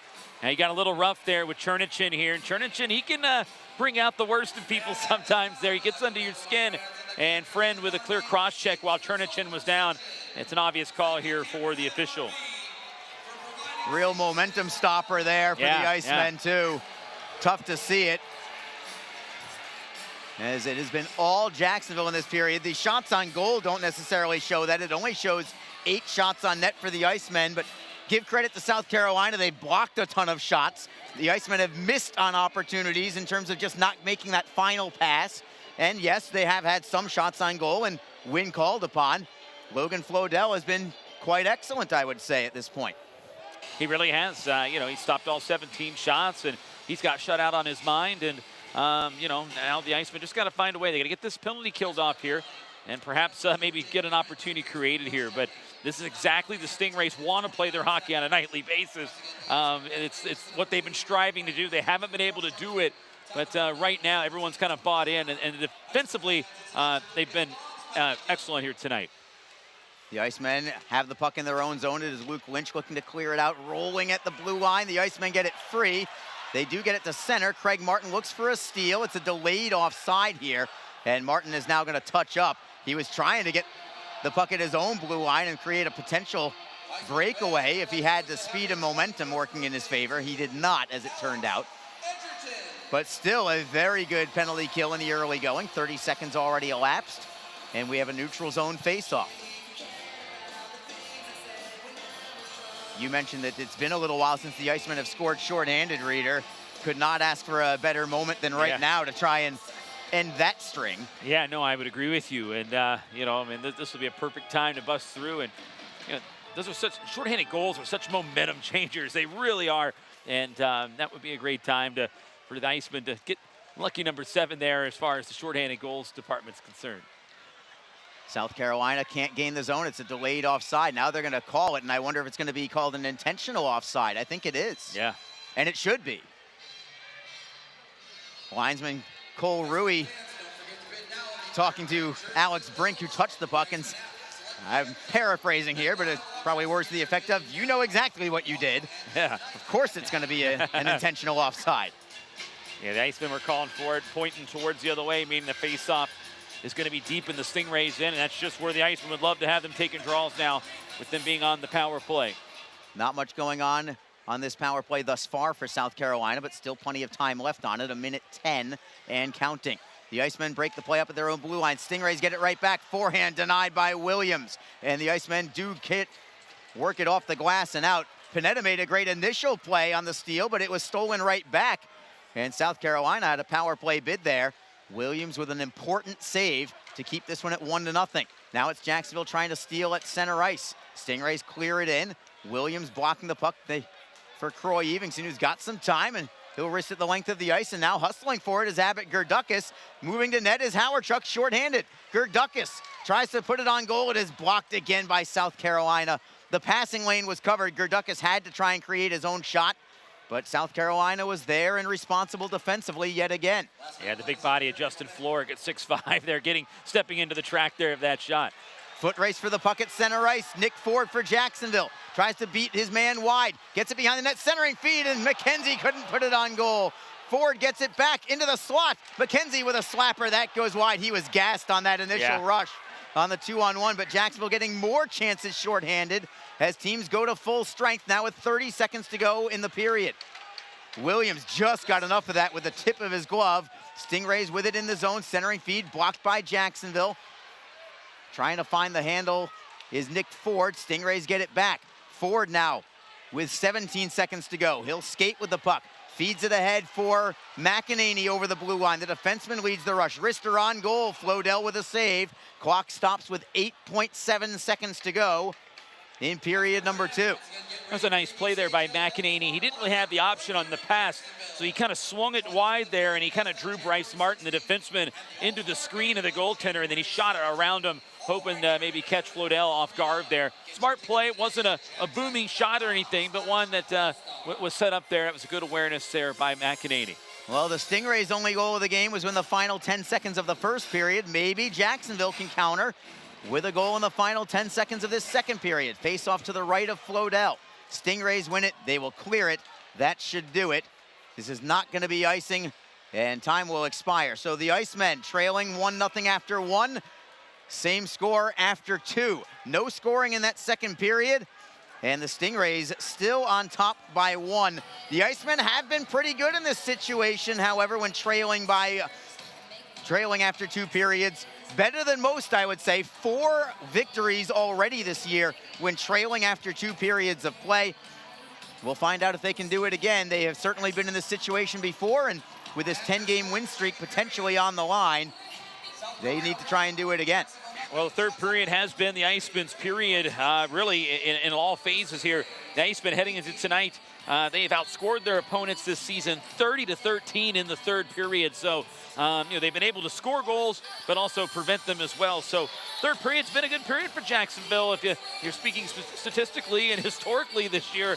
And, they need to get something here. So we'll see how it plays out. But I liked really the way this period ended. I thought the Icemen started to get some things going there, sustained in the offensive zone, creating some more chances there, and we'll see if they can continue that in the third. Something to build on, to be sure. Shots on goal in that period. Jacksonville had 10. They have a 2-period total of 19. South Carolina only had 5 shots on goal in that second period. They have a 2-period total of 18. But where it matters, the Stingrays are still nursing this 1-0 lead. The only goal of the contest from Justin Florick for South Carolina, his 10th of the year, with 7 seconds remaining in period number 1. We will take a break and return in a moment. A full look at the South Division standings in the ECHL as we hit the new year, and we'll also look at the ECHL scoreboard around the slate as we head towards break. We will come back in a moment. Scoreboard and standings on the opposite side. This is Jacksonville Icemen Hockey on Mixlr and on flowhockey.tv. Tonight's game is brought to you by the ECHL, celebrating its 34th season of affordable family entertainment.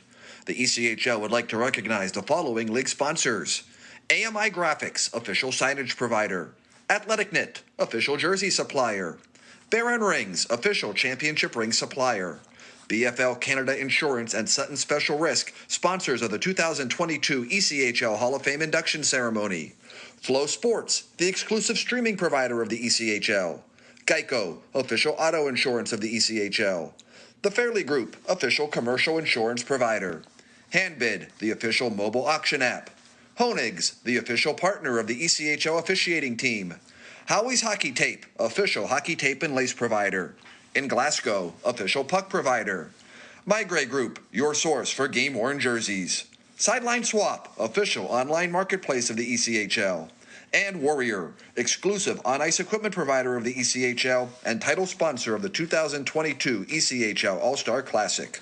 Catch all of the ECHL action live in high definition by logging on to flowhockey.tv. Don't forget, this game is being streamed live around the world today. Go to flowhockey.tv to catch all of the Icemen action and archived footage of the event. Flow Hockey is the live streaming home for the Icemen. Get the Flow Sports iOS and Android apps to watch the event live and on the go. Upgrade to a pro subscription and you can gain access to premium content on all Flow Sports sites. This includes more than 1,000 live events, original documentaries, exclusive training and technique videos, and much more. Follow Flow Hockey on Twitter, Facebook, Instagram, and YouTube to get the latest news and updates from the Icemen and other upcoming Flow Hockey events. Flowhockey.tv, the new streaming home of the Jacksonville Icemen and the ECHL. Best Bet Jacksonville and Orange Park are open and excited to bring you the best in poker, simulcast wagering, cocktails, sushi, and more. Visit bestbetjacks.com for more information. Best Bet. Experience the best. The 2022 Warrior ECHL All-Star Classic is coming to Jacksonville. Join us for this fun, multi-day hockey celebration and watch your Jacksonville Icemen take on the stars of tomorrow. The fun begins on Sunday, January 16th with the Fan Fest presented by Hodges Mazda. There'll be a live music, interactive games, a Hall of Fame ceremony, and a chance to meet the players. Then on Monday, January 17th, your Icemen go head-to-head against the ECHL All-Stars in the Warrior ECHL All-Star Game. All-Star Game and Fan Fest ticket packages are currently available for your family or business. Contact the Icemen at 904-602-PUCK. That's 904-602-7825, or visit us online at jacksonvilleicemen.com. Just be in control. With free interest checking and great digital tools, Community First makes smarter banking simple. Add an account at justbeyourself.com. Community First Credit Union. Just be yourself. Federally insured by NCUA. Fans, when you're feeling the freeze, you can grab your Icemen gear at the Icemen Team Shop. Just visit jacksonvilleicemen.com/merch to visit our online store. You can purchase Icemen team jerseys, t-shirts, hats, pucks, kids gear, and much more. If you're at the game, you can also stop by our merchandise kiosk located in the arena concourse. If you're located out of town but want to show your support for the Icemen from afar, shipping options are available. So visit jacksonvilleicemen.com/merch to get your Icemen swag today. Just be confident. Community First makes smarter banking simple so you can relax, knowing you're managing your money the right way, yours. Visit justbeyourself.com. Community First Credit Union. Just be yourself. Federally insured by NCUA. The Jacksonville Icemen offer discounted tickets for groups of 10 or more. Whether it's a company outing, a group from your school or church, or just a gathering of friends, the Icemen can help you set up a night of fun at a discounted cost. Other benefits include an intermission ride on the popular Fan Zam, a post-game group photo, or take a shot on net after the game. Ticket fundraisers are also available. For more information, contact the Icemen office at 904-602-PUCK. That's 904-602-7825, or visit us online at jacksicemen.com. Icemen Hockey, feel the freeze. Hi, everyone. This is Allie McDeal from the Best Bet Poker Rooms. Experience the popular Vegas-style game, Fortune Pai Gow Poker. Both locations are now playing Face-Up Pai Gow. It's more fun to play than ever. You could win up to $25,000 on a single $5 bet. Come play at either Best Bet location today. The Jacksonville Icemen are always looking to give back to the communities of North Florida.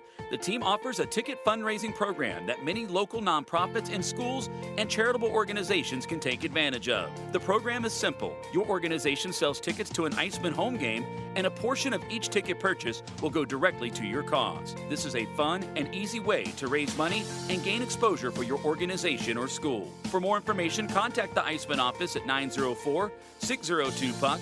That's 904-602-7825, or log on to jacksicemen.com. NHL players have amazing talent, and some of the very best developed right here in the ECHL. Beagles in, he scores!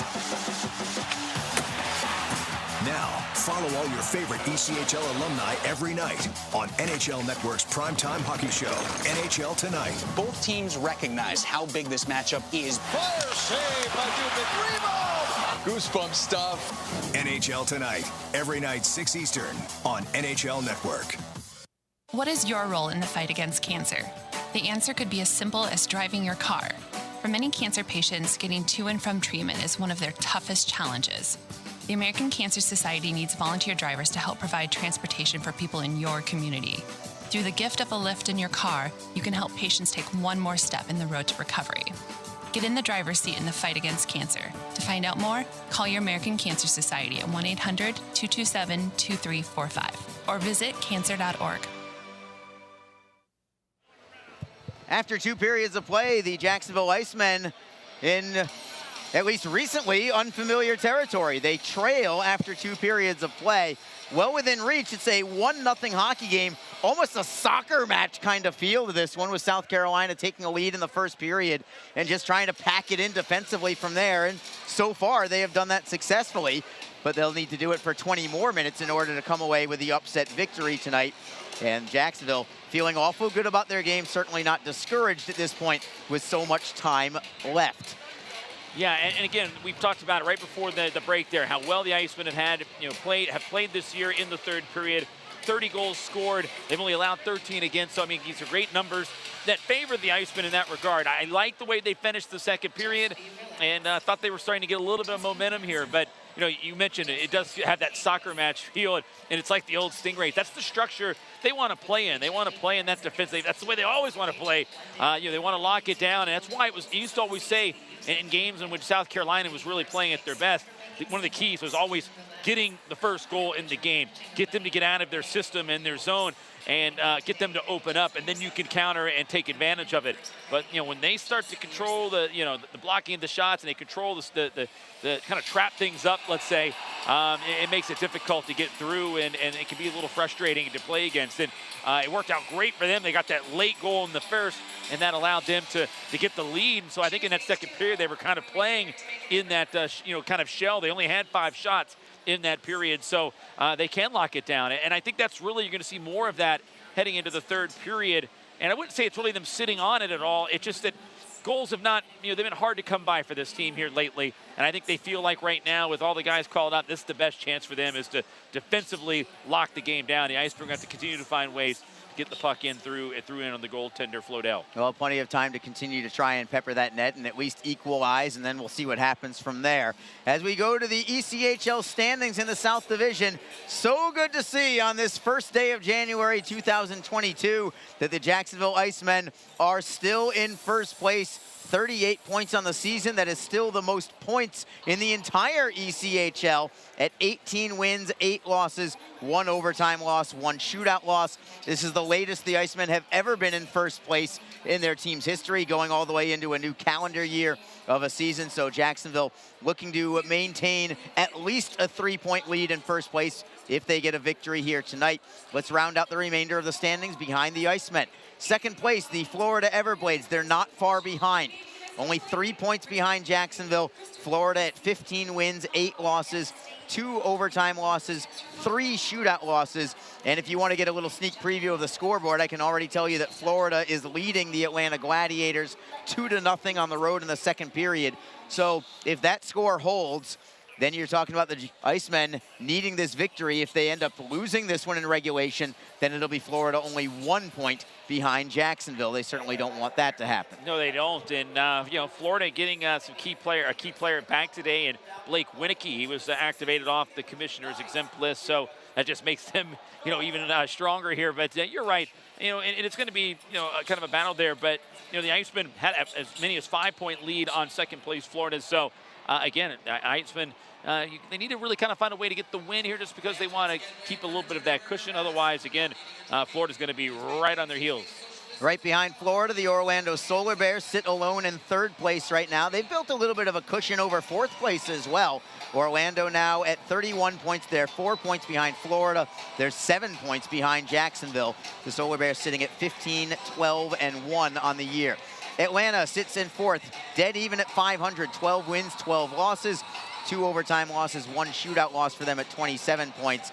And there also seems to be a bit of separation from fourth place to the bottom 3, as Greenville in 5th, Norfolk in 6th, South Carolina in 7th. They all have losing records at this point in the season.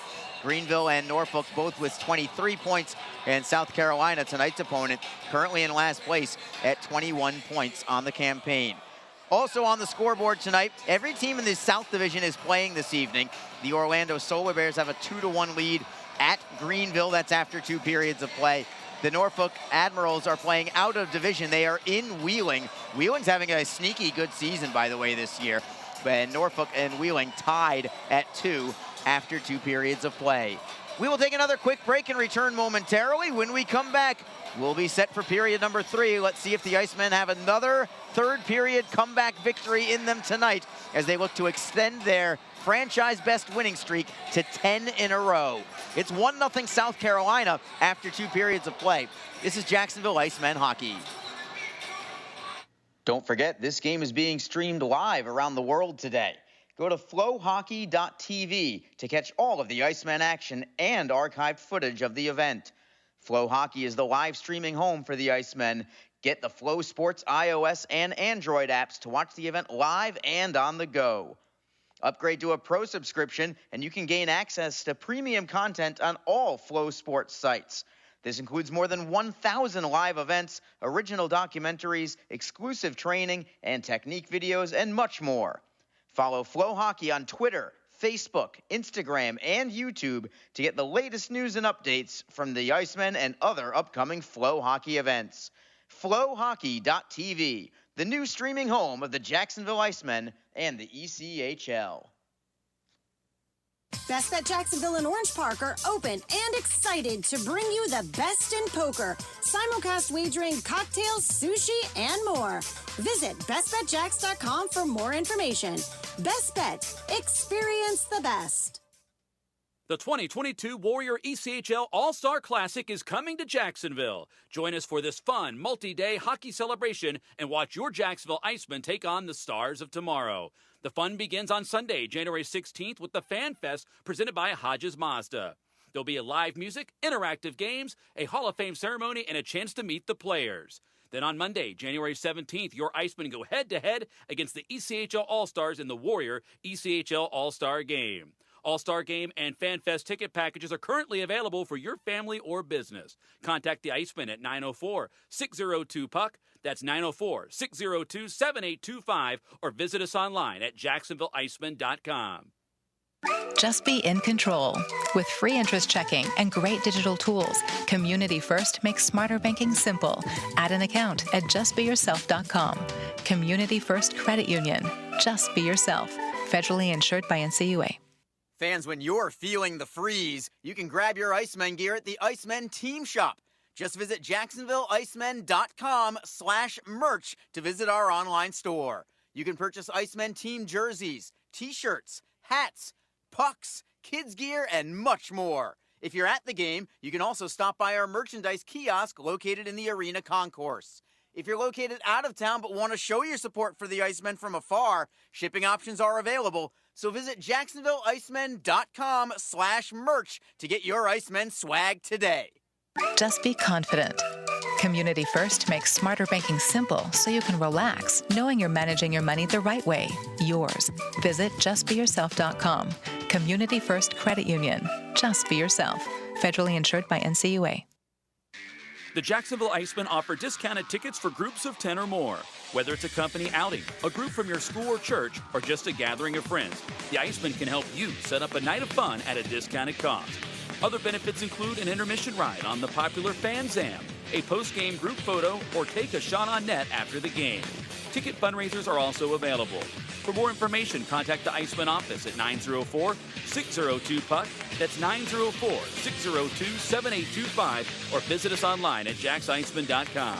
Icemen Hockey. Feel the freeze. Hi, everyone. This is Allie McDeal from the Best Bet Poker Rooms. Experience the popular Vegas-style game, Fortune Pai Gow Poker. Both locations are now playing Face Up Pai Gow. It's more fun to play than ever. You could win up to $25,000 on a single $5 bet. Come play at either Best Bet location today. The Jacksonville Icemen are always looking to give back to the communities of North Florida. The team offers a ticket fundraising program that many local nonprofits and schools and charitable organizations can take advantage of. The program is simple. Your organization sells tickets to an Icemen home game, and a portion of each ticket purchase will go directly to your cause. This is a fun and easy way to raise money and gain exposure for your organization or school. For more information, contact the Icemen office at 904-602-PUCK. That's 904-602-7825, or log on to jacksicemen.com. NHL players have amazing talent, and some of the very best developed right here in the ECHL. Beagles in, he scores! Now, follow all your favorite ECHL alumni every night on NHL Network's primetime hockey show, NHL Tonight. Both teams recognize how big this matchup is. Fire save by Dubik. Rebound! Goosebump stuff. NHL Tonight, every night 6 Eastern on NHL Network. What is your role in the fight against cancer? The answer could be as simple as driving your car. For many cancer patients, getting to and from treatment is one of their toughest challenges. The American Cancer Society needs volunteer drivers to help provide transportation for people in your community. Through the gift of a lift in your car, you can help patients take one more step in the road to recovery. Get in the driver's seat in the fight against cancer. To find out more, call your American Cancer Society at 1-800-227-2345 or visit cancer.org. Ever wish we could get a new house? Yes, and Community First is freezing mortgage rates for up to 75 days, and they pay closing costs. Ever wish we didn't hire your cousin to fix our leaky roof? Just keep mopping. Ready for a new home? The home team at Community First can help by freezing mortgage rates for up to 75 days and paying your closing costs. Learn more at communityfirstfl.org. Community First, love where you bank. Equal housing lender. We've got 20 minutes left of regulation here in Jacksonville. Thank you so much for being with us tonight, along with Alex Reed. This is Arlie Johnson with you. The Icemen in their final home game for a while. After tonight, it's a 5-game road trip. It is 12 of the next 14 at home. In fact, the next home game for the Icemen isn't even a real game. It's the All-Star Classic on Monday, January 17th. The next home game for Jacksonville is not until the 20th of this month. Well, who else would it be but the South Carolina Stingrays again? Yeah, I know. You know, we were having some fun there on the audio test earlier. We were like, hey, the Icemen and the Stingrays play for the 71st time this season. You know, it does seem that way. Lots of time between these two teams here. They're going to see a lot of each other, and I think that's why you've seen just, you know, the hostility, I think, at times here. You know, obviously we got the suspensions. We've seen it all. But a lot of that is just because these two teams really just don't like each other right now. And you got one team that's been having all the momentum and the other one trying to find it and grab it. So we'll see how this third period plays out. But these two teams seeing a lot of each other. Well, the Icemen, after a slow start in the season series against South Carolina, they lost the first game. Remember, it was the home opener. Jacksonville lost to South Carolina. Then they lost in a shootout to the Stingrays on the road. But since then, 5 straight regulation victories for Jacksonville against South Carolina. So they're 5-1-0-1 against the Stingrays this year. This is game number 8 of the season series. The Icemen faced South Carolina more than any other opponent this year. I believe they faced them 14 times this season. Yeah, a lot of chances to see one or the here. And of course, the reason for the delay right now is just some ponding, some puddling here from the ZAM. Ponding, I like that. Yeah, they got the squeegee out there, and the linesmen right now are out to work. Is that Cole down there? Yeah, I think it is. That's Tandem. Oh, that's Tandem. Yeah, that's Tandem. Yeah, Cole's over there by the benches, but just trying to get the puddles going here right now. And that took a little while for it. It hasn't settled and frozen up yet. But either way, you're right. It's you know, it's a rivalry game, and that's all right. You know, it's okay that things are getting heated between these two teams. That's what you want to see. Rivalries are really big in the South Division, and you know, it goes from year to year. And you get a stretch of games where, you know, you get some passion and some hostility. Hey, there's nothing wrong with that here. It just shows the competitive nature here of the league and the divisions and the teams involved. Jacksonville in their Iron Man uniforms for the second and final time this season. I believe when we come back from the All-Star break, the Icemen will be going back to their white unis at home, or perhaps gray, depending on what they choose to do. But the Cobalt Blues will be gone, at least for home games, for the remainder of the season. Yeah, that's it's one of the things that usually happens. The league will make the switch there from the after the All-Star break. Teams will swap the jerseys, and they do it just so fans could get an opportunity to see the teams perform in those jerseys, you know, and get a chance to see them at everything. But you're right, the Icemen will go to the home whites or the grays, which would be considered another one of their light jerseys, let's say. But, you know, it's one of those other things, too, Harley. The white jerseys is something we didn't even see all of last year. No. The Icemen never wore them once. But wearing them this year on the road a few times already seems to be the jersey of choice, and the grays as well. And still got this delay, Harley. The ice just hasn't settled down right now, and it will. But just right now, though, the Neil Diamond, Sweet Caroline entertaining this great crowd here tonight. It was a late arriving crowd, but they got here, and they're looking for something, yeah, especially in the end zone here to our right. Boy, it always fills up. It looks so great. But we've had some great crowds here, Arlie, here as of late. But they want something else to make some noise about here. They would love to see an Iceman goal here early in this period. No question about it. Two of the 3 officials, which are Tandem Wyanzik along with the referee John Linder, had a lengthy discussion with South Carolina head coach Ryan Blair. One of them, I believe, had also talked to Nick Luco briefly at one point. I think South Carolina wants to, I don't know if they want to just call it a game or what. Yeah, Tana Wyanzak grabbed the puck that was sitting at center ice, and he's testing the ice. He just flipped it like a disc there, see how well it would roll and how you know, how would it be affected by the puddles. And South Carolina getting involved here on the science experiment, but I think they just want to see how the puck's going to travel. And look at you, and the E-Bug tonight. Look at it, he's involved for South Carolina, Mr. Rodriguez. Yes. Joe Rodriguez, the backup goaltender, he is into it right now. At least he's into Neil Diamond, and why wouldn't you be? So I fully respect and appreciate that. He's just having the time of his life out there. He doesn't care who he's playing for tonight.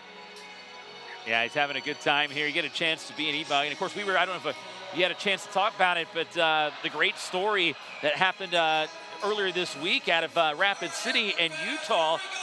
Utah in town to play Rapid, and there was a local guy, came home from college. He's from Rapid City. He had to be an E-Bug for Utah. They signed him to be the E-Bug, and prior to the game, the Utah goaltender tested positive for COVID, and well, he was thrust into action and ended up winning the game. Oh my God! And in his home against his hometown team. It was a great story. If you haven't checked it out, it's there's a little search for it there. So how about that? It was a tight 4-3. I think it went to overtime or something, but he got the win. Imagine going home for college break and then having to suit up against your hometown team unexpectedly and get the win. Well, I will absolutely check that out. I'm also checking out a South Carolina penalty right now. It's going to be high sticking against the Stingrays as we have finally resumed play. A 2-minute minor for high sticking. And Jacksonville, just 19 seconds in, get a power play opportunity to try and knot things up.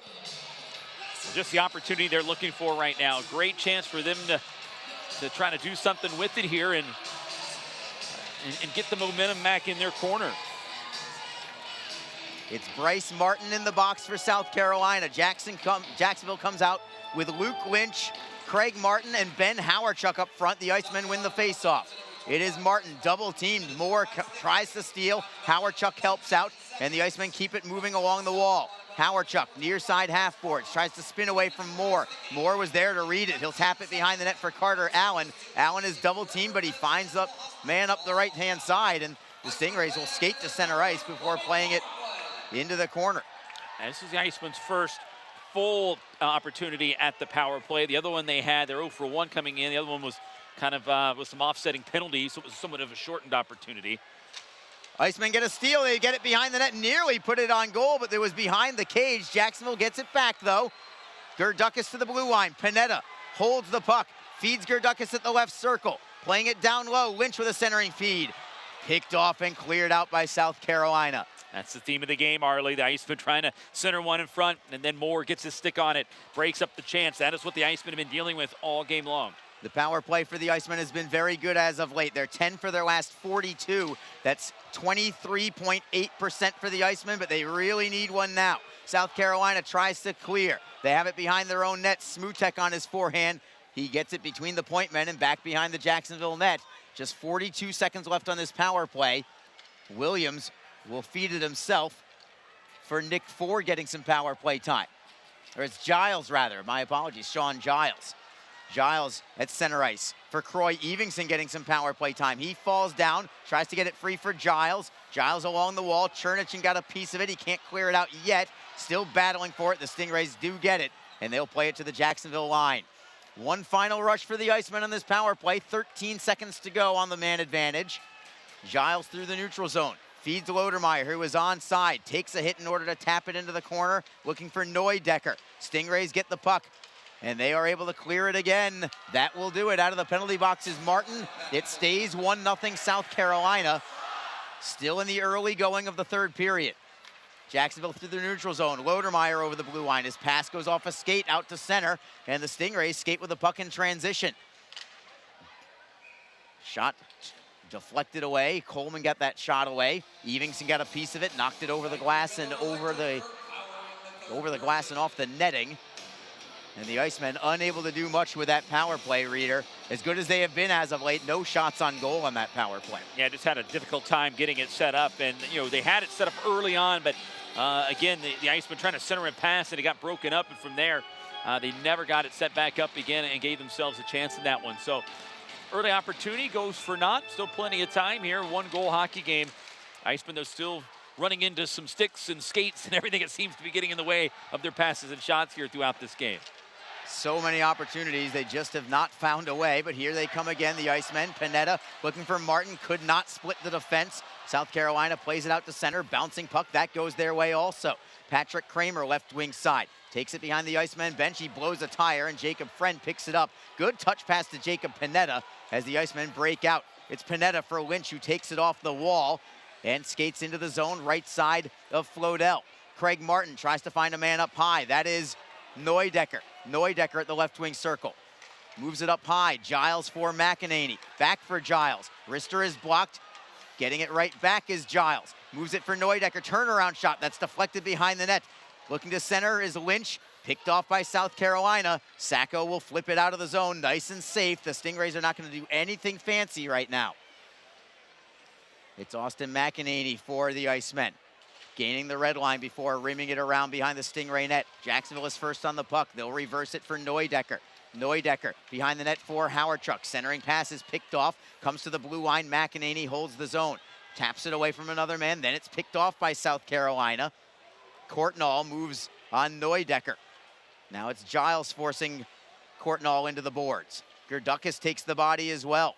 Puck comes free. The Stingrays have it. Pass towards the blue line. Tapped away by Howardchuk. And it comes into the Stingray end with 15:49 to go in the third period. Lawton Courtnall's pass, that is picked off by Evingson. Evingson's outlet pass, however, intercepted back by South Carolina. Now it's McKenzie tapping it free to center. Big hit there by Ford as Carter Allen drives it into the zone. Croy Evingson, stick handles out of his end. Looking for Sides. Sides gets it to the blue line. No further than that. Lodermeyer tries to knock it free. It comes to an open side along the penalty box doors. McKenzie backhands it up the wall. Stingrays get it back, tapping it to the Jacksonville line. And it's Evingson moving it right to left for Joey Sides. Sides is passed, tipped away by South Carolina. Stingrays with it again. Not allowing any room for the Icemen right now as a shot goes off the netting with 15:02 to go. Faceoff will be in the Jacksonville zone. And the Icemen have not even really been able to get close to Logan Floydell in this third period. Different than the second period. South Carolina, I think, is actually playing even better defensively right now. No, I would agree. They're really, being very stingy there. They're in the right lanes and just getting involved. I mean, they've already blocked 3 shots in this period, broken up some others with the stick. So, again, they're doing all the right things. They can feel it. They sense it. They want to get this win. Their goaltender's thinking shutout. They want to get it for themselves and get out of this 8-game winless streak. Icemen have the puck in their own zone. Jacob Pineda up the left wing. He's got plenty of speed and he's got room to roam. Pineda through the neutral zone, over the blue line, offside. Lynch was looking for the pass on the right, but Pineda wanted to go it himself. Lynch was in ahead by half a step, and we'll bring it back outside the Stingray line. No shots on goal this period through 5+ minutes for either team. Everything's been in the neutral zone for the most part, or along the perimeter. Luke Lynch out there with Craig Martin on his left. That's typical. Alex Renault, in his Icemen debut, mans the right-hand side. Again, Travis Howe serving the first game of a 2-game suspension. So he is not available today or tomorrow afternoon. Stingrays with the puck in their own zone. Connor Moore shifts away from Gerdukas. Jacob Friend stands a man up, and here come the Icemen through center ice. Craig Martin just tries to play it down low. Pionk breaks it up from him, flips it up high. It's broken up by Pineda. Winds and fires. Save is made with the body by Floydell. The Icemen get it back, however. Gerdukas double teamed, still gets it free. It's Renault behind the net for Martin. Martin shifts away from a man, feeds it for a shot towards goal that is blocked again by South Carolina as Renault had that opportunity. This is going to be icing against South Carolina. Good looking shift there from Jacksonville. I like what they did there, but again, they could not put that shot on goal. Yeah, they couldn't get that last one. Renault was in the slot low. Great position there. He got the feed, and he took the shot like he should have there, but South Carolina getting in the way, blocking that lane. That one never got through into the goaltender. It's Abbott Gerdukas' line with Bauer, Neudecker, and Ben Howardchuk. Howardchuk in the slot. Can't pull the trigger. He works it to the blue line instead. Giles trying to set up Howard-Chuck. Howard-Chuck on his backhand, spins to the forehand, tries to walk it behind the net. The Stingrays get a piece of it. Howard-Chuck gets it right back, though, still on his backhand. Howard-Chuck turns and rims it around. Pionk is on it for South Carolina. He's got some space. He'll play it by everybody. This is icing again against the Stingrays. And they will not have any problem with that. I will put the over-under at South Carolina icing calls this period at about 9.5. Yeah, yeah. And I think if you take the over, you'll probably get it. I mean, again, that's what they're going to do right now. You're not going to do anything fancy. They are content in what they've been doing here today. They feel confident about it, and they've got the lead. They're just going to do everything they can to protect it. And if that means icing the puck, they'll do it. Right off the draw, Floydell makes a save. Quick release from Joey Sides, but Floydell there for the stop. We'll have a face-off in the Stingray zone, and we will take a break this time in the action. It remains South Carolina 1, Jacksonville nothing. 13:29 to go in the third period. This is Jacksonville Icemen hockey. Tonight's game is brought to you by the ECHL, celebrating its 34th season of affordable family entertainment. The ECHL would like to recognize the following league sponsors: AMI Graphics, official signage provider; Athletic Knit, official jersey supplier; Baron Rings, official championship ring supplier; BFL Canada Insurance and Sutton Special Risk, sponsors of the 2022 ECHL Hall of Fame induction ceremony; Flow Sports, the exclusive streaming provider of the ECHL; Geico, official auto insurance of the ECHL; The Fairley Group, official commercial insurance provider; Handbid, the official mobile auction app; Honig's, the official partner of the ECHL officiating team; Howie's Hockey Tape, official hockey tape and lace provider; In Glasgow, official puck provider; My Gray Group, your source for game-worn jerseys; Sideline Swap, official online marketplace of the ECHL; and Warrior, exclusive on-ice equipment provider of the ECHL and title sponsor of the 2022 ECHL All-Star Classic. Catch all of the ECHL action live in high definition by logging on to flowhockey.tv.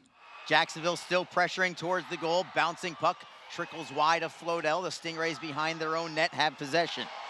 Trying to clear it. It bounces up over the line and out. South Carolina still with the puck as well. Chernichin by himself, now picks up a man, cuts by one man, puts a backhander towards goal, blocked in front, and the rebound is swept away by the Icemen. Jacksonville player has lost a stick. That is Nick Ford. Joey Sides tries to kick the puck free, finds Panetta. Now Ford picks up his loose lumber, but the Stingrays still have possession. Floric on his backhand. To the blue line we go. Carter Allen loses the handle, gets it back and keeps it in, however. Jacob Panetta with the steal, and Ford will redirect out to the South Carolina blue line. It's the first time we've seen South Carolina, I think, even with possession of the puck in the offensive zone this period. Now it's the Stingrays clearing it in behind the Jacksonville net. Stingrays are first on it as well. It took a strange bounce behind the Jacksonville cage. Lodermeyer tries to take the puck away from Coleman. Knocks it free. It is Jacob Friend for Renault. Renault to the left side for Craig Martin. Martin on the left. Forces a man down. What a great move that was. That was almost like a step back three-pointer from Chris Paul on the play. It was an ankle breaker on that move, but it didn't result in any kind of shots towards net, unfortunately. Jacksonville now still trying to clear out of their own zone. Puck is tied up right along the Jacksonville bench. Trickles free. It belongs to the Icemen. McKenzie, D to D for Evingson. Stretch pass for Renault. He'll backhand it in deep. Floydell still pitching the shutout there behind his net for Smutek. Smutek off the wall and out. This will be icing unless it ends up on goal. It just misses. Icing will hold. Clock stops with 11:32 to go. Quick update of some scores. The Orlando Solar Bears have stretched their lead out to 3-1 at Greenville. And the Florida Everblades have a 4-2 lead at Atlanta after 2 periods of play. The Orlando game, by the way, only 8 minutes left in that contest.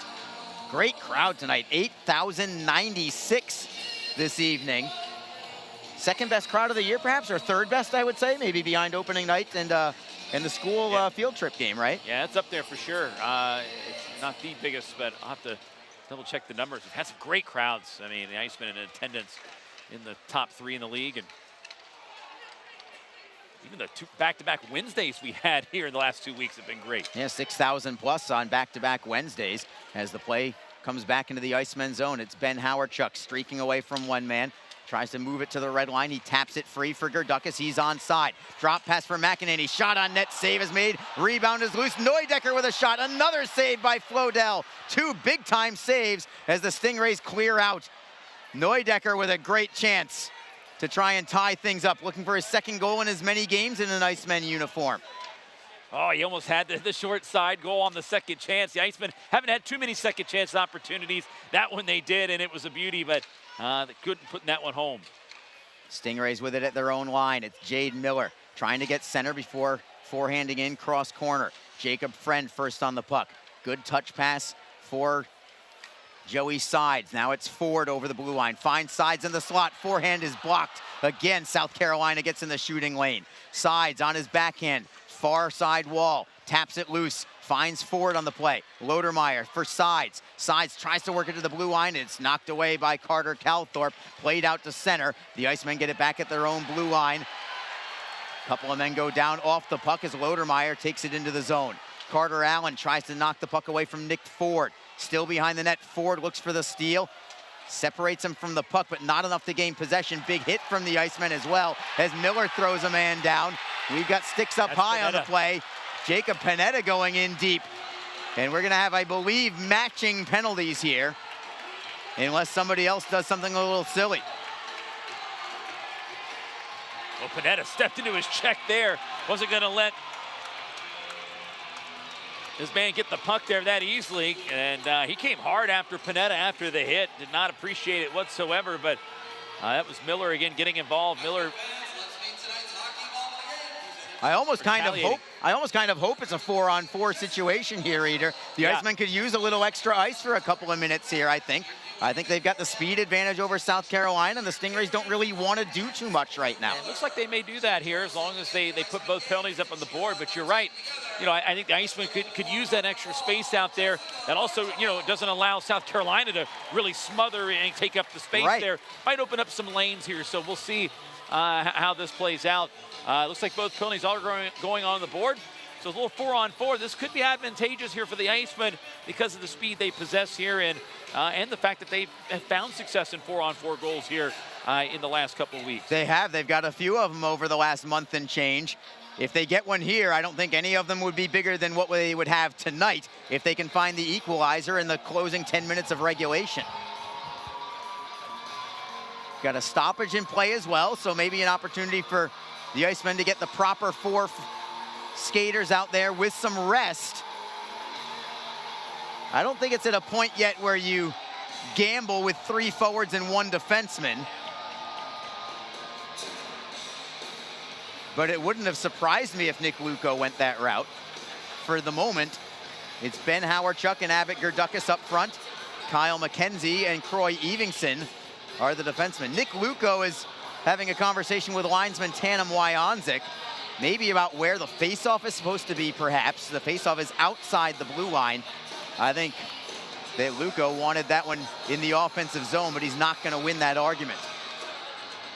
So 4-on-4 play for the next 2 minutes. Could this be what is the elixir that the Icemen need to try and get on the scoreboard tonight? Trailing 1-0. Jacksonville has the puck. It is Evingson through center ice. Over the blue line is Evingson. Loses the handle, gets it back and taps it down low. Martin gets it right back, however, for the Stingrays, and it's South Carolina skating through center ice. Carter Allen wrists it in opposite corner. Evingson taps it loose at the blue line and over the line. South Carolina has it back. Lawton Courtnall double team, but goes cross ice for Chernich and tries to beat Evingson wide. Forehand goes wide. Karams all the way out to center, and the Stingrays have it back again. 1:20 to go on this 4-on-4 situation. The Icemen have barely even possessed the puck on this 4-on-4. South Carolina still in possession. Courtnall at the Jacksonville blue line gives it up, and now it's Jacksonville's turn with some extra ice out on there. Abbott Gerdukis, his pass, he couldn't handle it. Tries to get it steal, nearly got it free.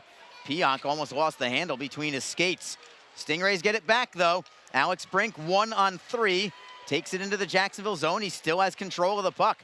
Tries to drop it into the corner for Sacco. Drop pass. Pionk lost the handle. Here come the Icemen. Trying to skate with it is Abbott Gerdukis. Touching it for Martin. Martin over the blue line. Gives it up to South Carolina on a clear out. The Icemen never could get some separation or extra ice out there. Everything was bottled up very tightly. Down to 34 seconds left on the 4-on-4.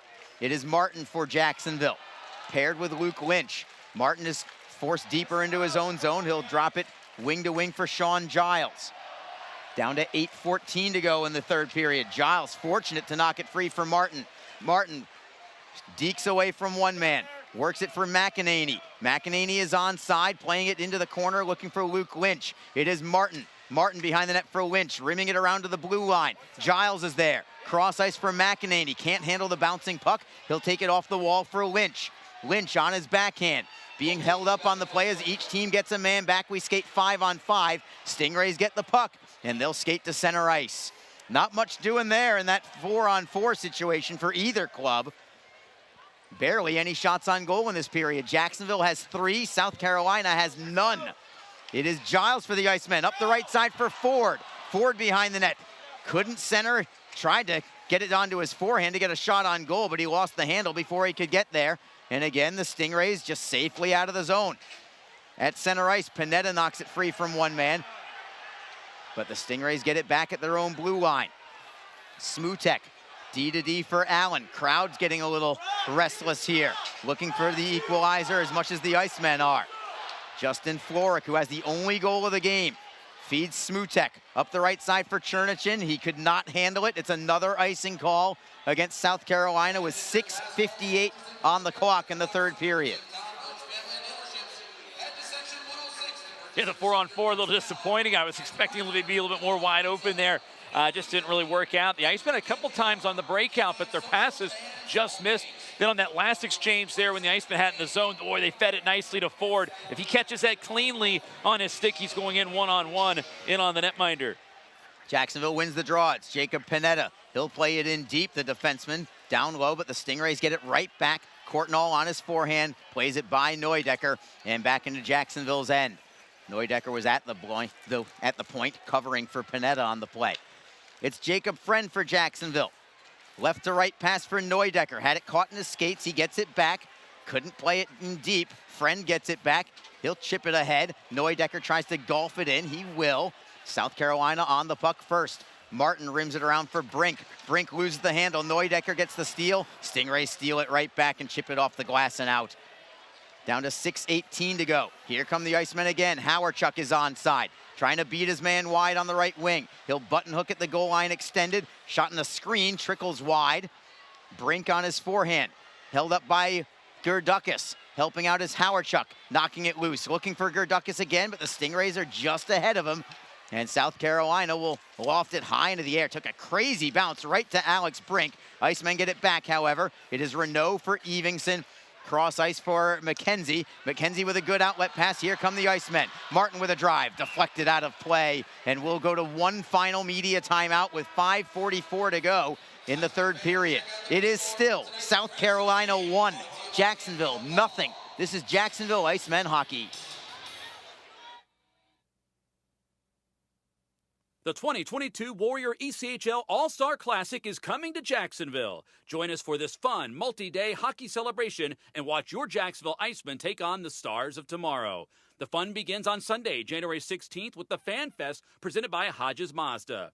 There'll be a live music, interactive games, a Hall of Fame ceremony, and a chance to meet the players. Then on Monday, January 17th, your Icemen go head-to-head against the ECHL All-Stars in the Warrior ECHL All-Star Game. All-Star Game and Fan Fest ticket packages are currently available for your family or business. Contact the Icemen at 904-602-PUCK. That's 904-602-7825. Or visit us online at jacksonvilleicemen.com. Just be in control. With free interest checking and great digital tools, Community First makes smarter banking simple. Add an account at justbeyourself.com. Community First Credit Union. Just be yourself. Federally insured by NCUA. 5 minutes, 44 seconds remaining in period number 3. Along with Alex Reed, Arlie Johnson with you. The Icemen needing some dramatics in the closing minutes, trailing 1-0. The only goal of the game was from Justin Florek from the Stingrays in the final 10 seconds of the first period. South Carolina wins a defensive zone draw. They clear it right back out.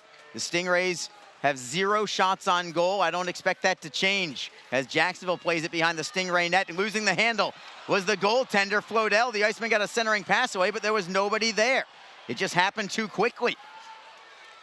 As Jade Miller tries to clear it in. Will this be icing? Yes, another icing call against South Carolina.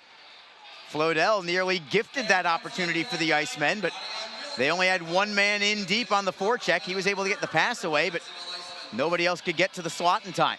Yeah, that was saying, you said it happened too fast, and exactly what happened. It was a good play. The Icemen, though, were just trying to catch up with the rest of the play and just were a little slow in getting there, but mishandled by Floydell.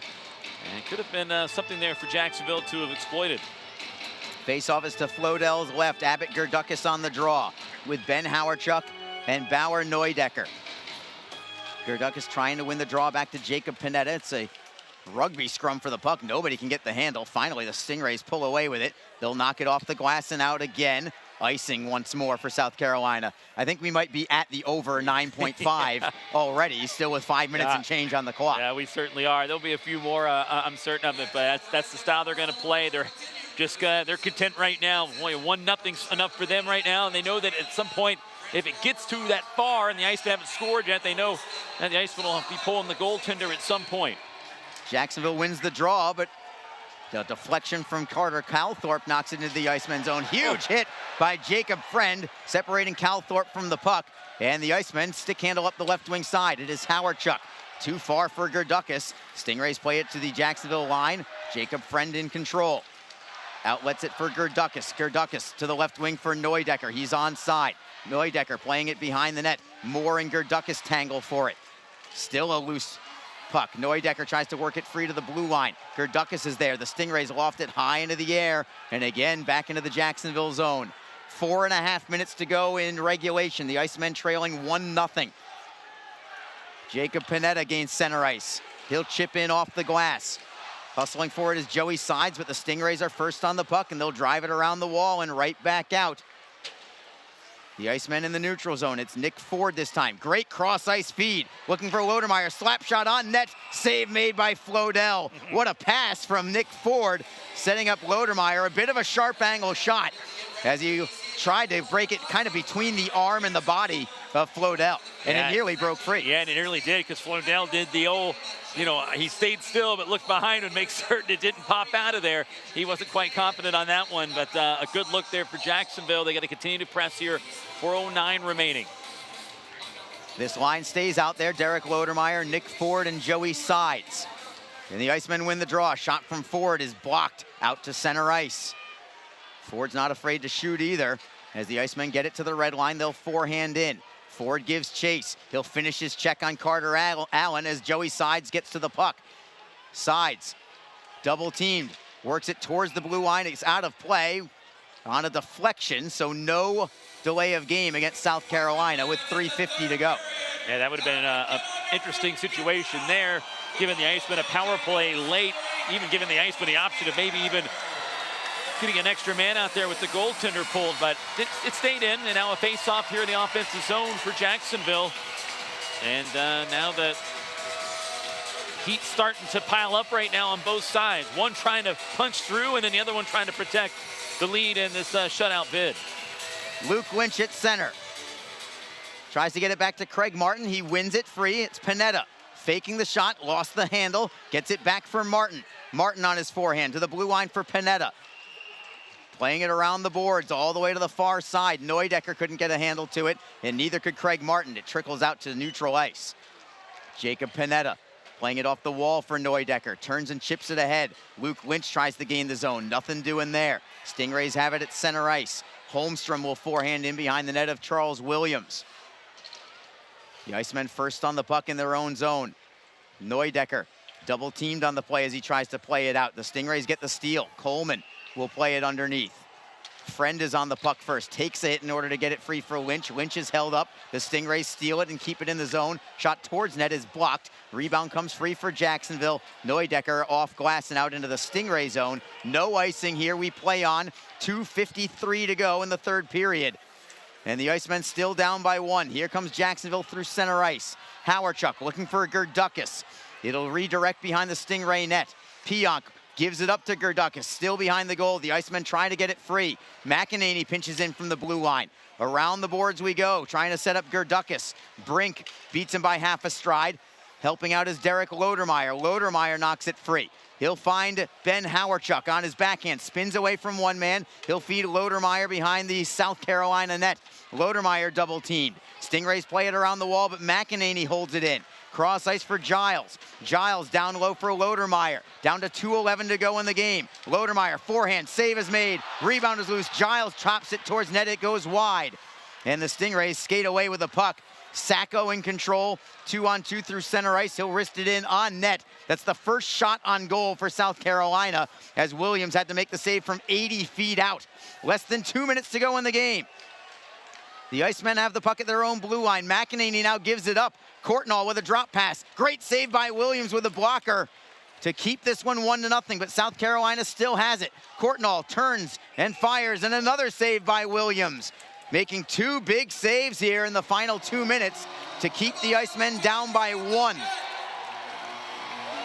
And do the Icemen have some magic still in them on a 9-game winning streak? Looking to make it double digits, but they're going to need a goal in the final 100 seconds tonight just to send this one to overtime.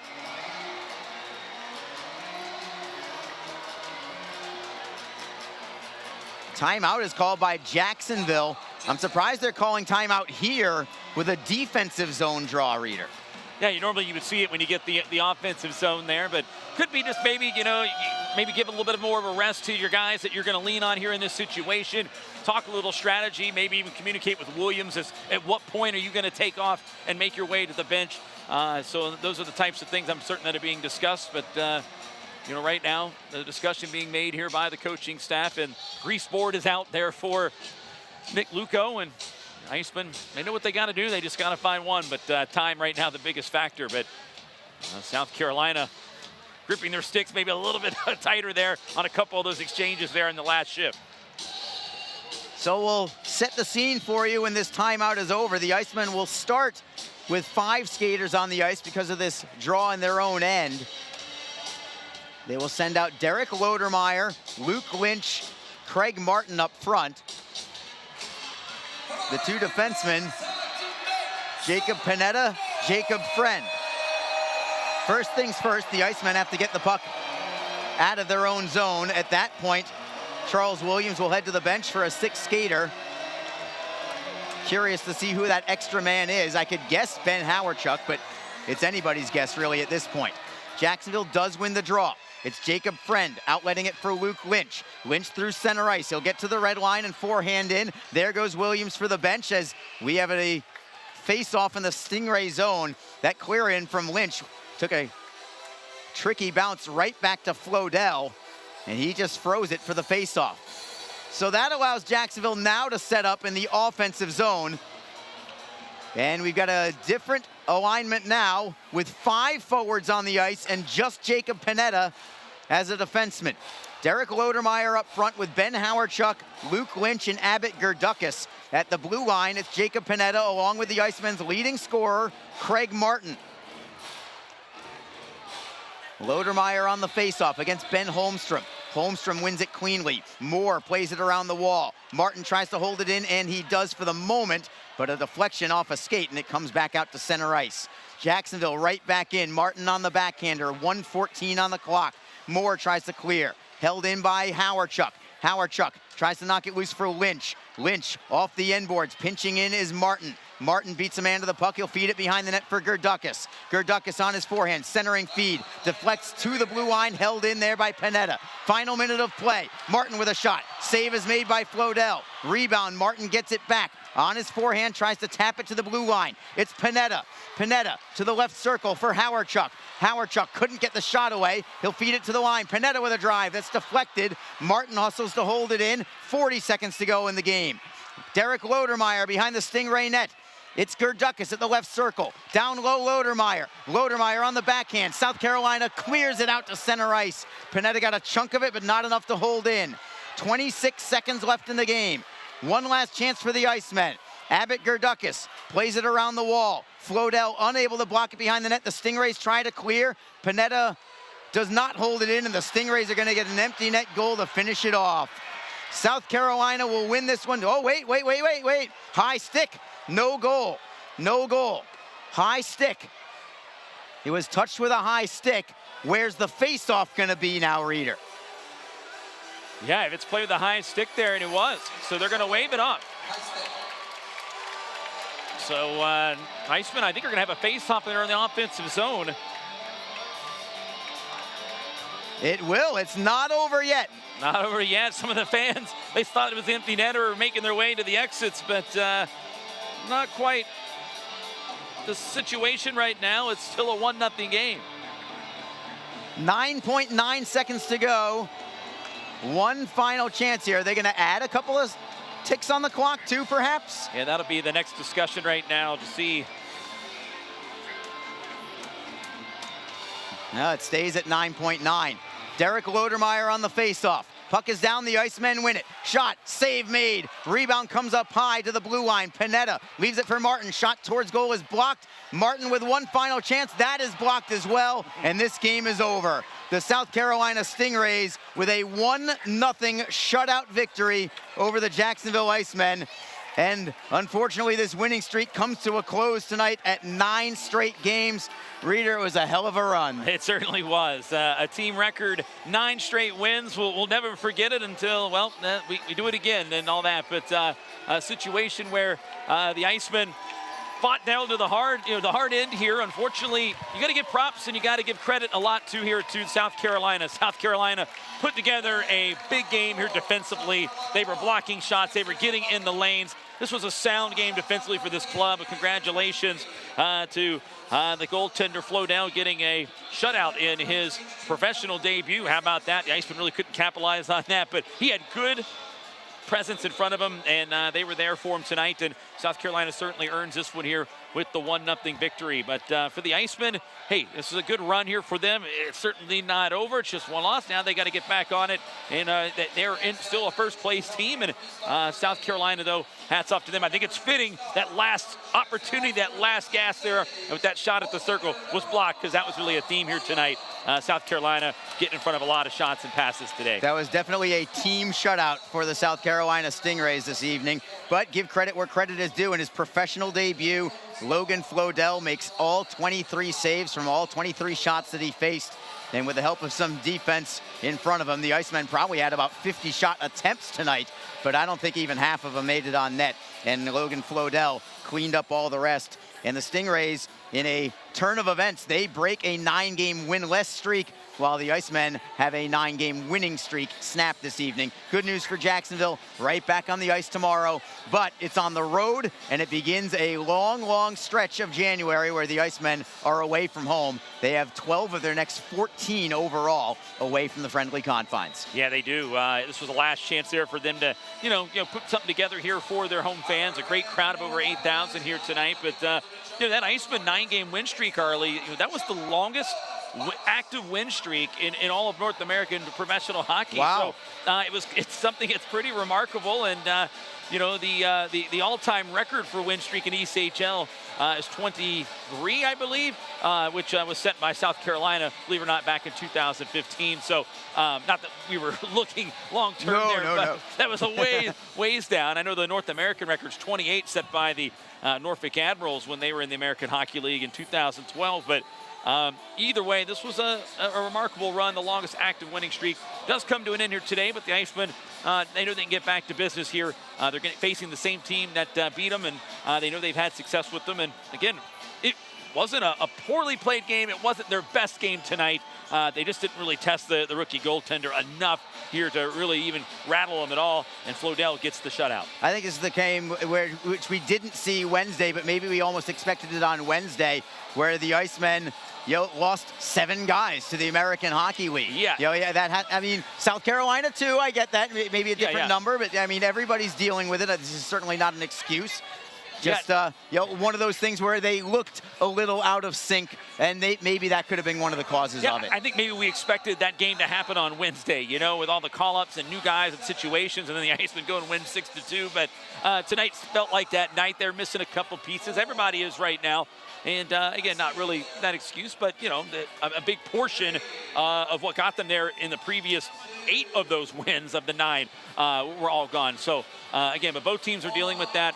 And for South Carolina, they stuck to their system and they executed it perfectly, and they get themselves out of a pretty long and miserable losing streak here. And we'll see how that plays a role heading into tomorrow afternoon's game in North Charleston. Yeah, I imagine South Carolina will have a little bit of a spring in their step tomorrow now that they have won a game and then go back to home ice. And we'll see if Jacksonville can get right back on the horse, so to speak, and try and begin a new win streak tomorrow in Charleston.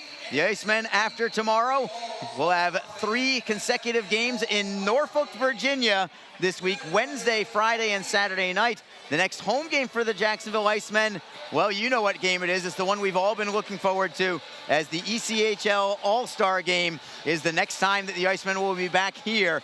Monday, January 17th, 7 p.m. The Fan Fest the day before on Sunday from 2 to 8 o'clock. It is going to be a wonderful weekend, and we certainly hope that you come and join us because it's going to be a memory that I don't think you'll forget anytime soon. No, absolutely. It's spectacle.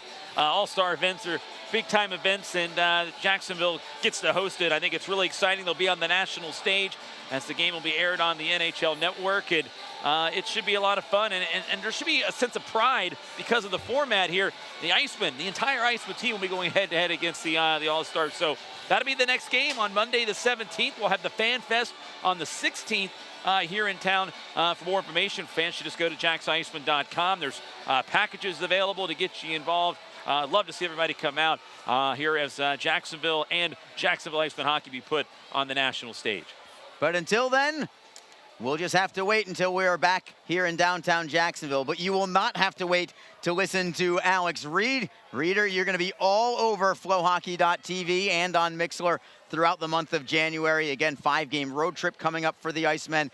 Reader, you will be on the call for all of those. And for 12 of the next 14, the Icemen have a long stretch on the road and a critical stretch, as they now, it appears, are going to be only 1 game on top in first place.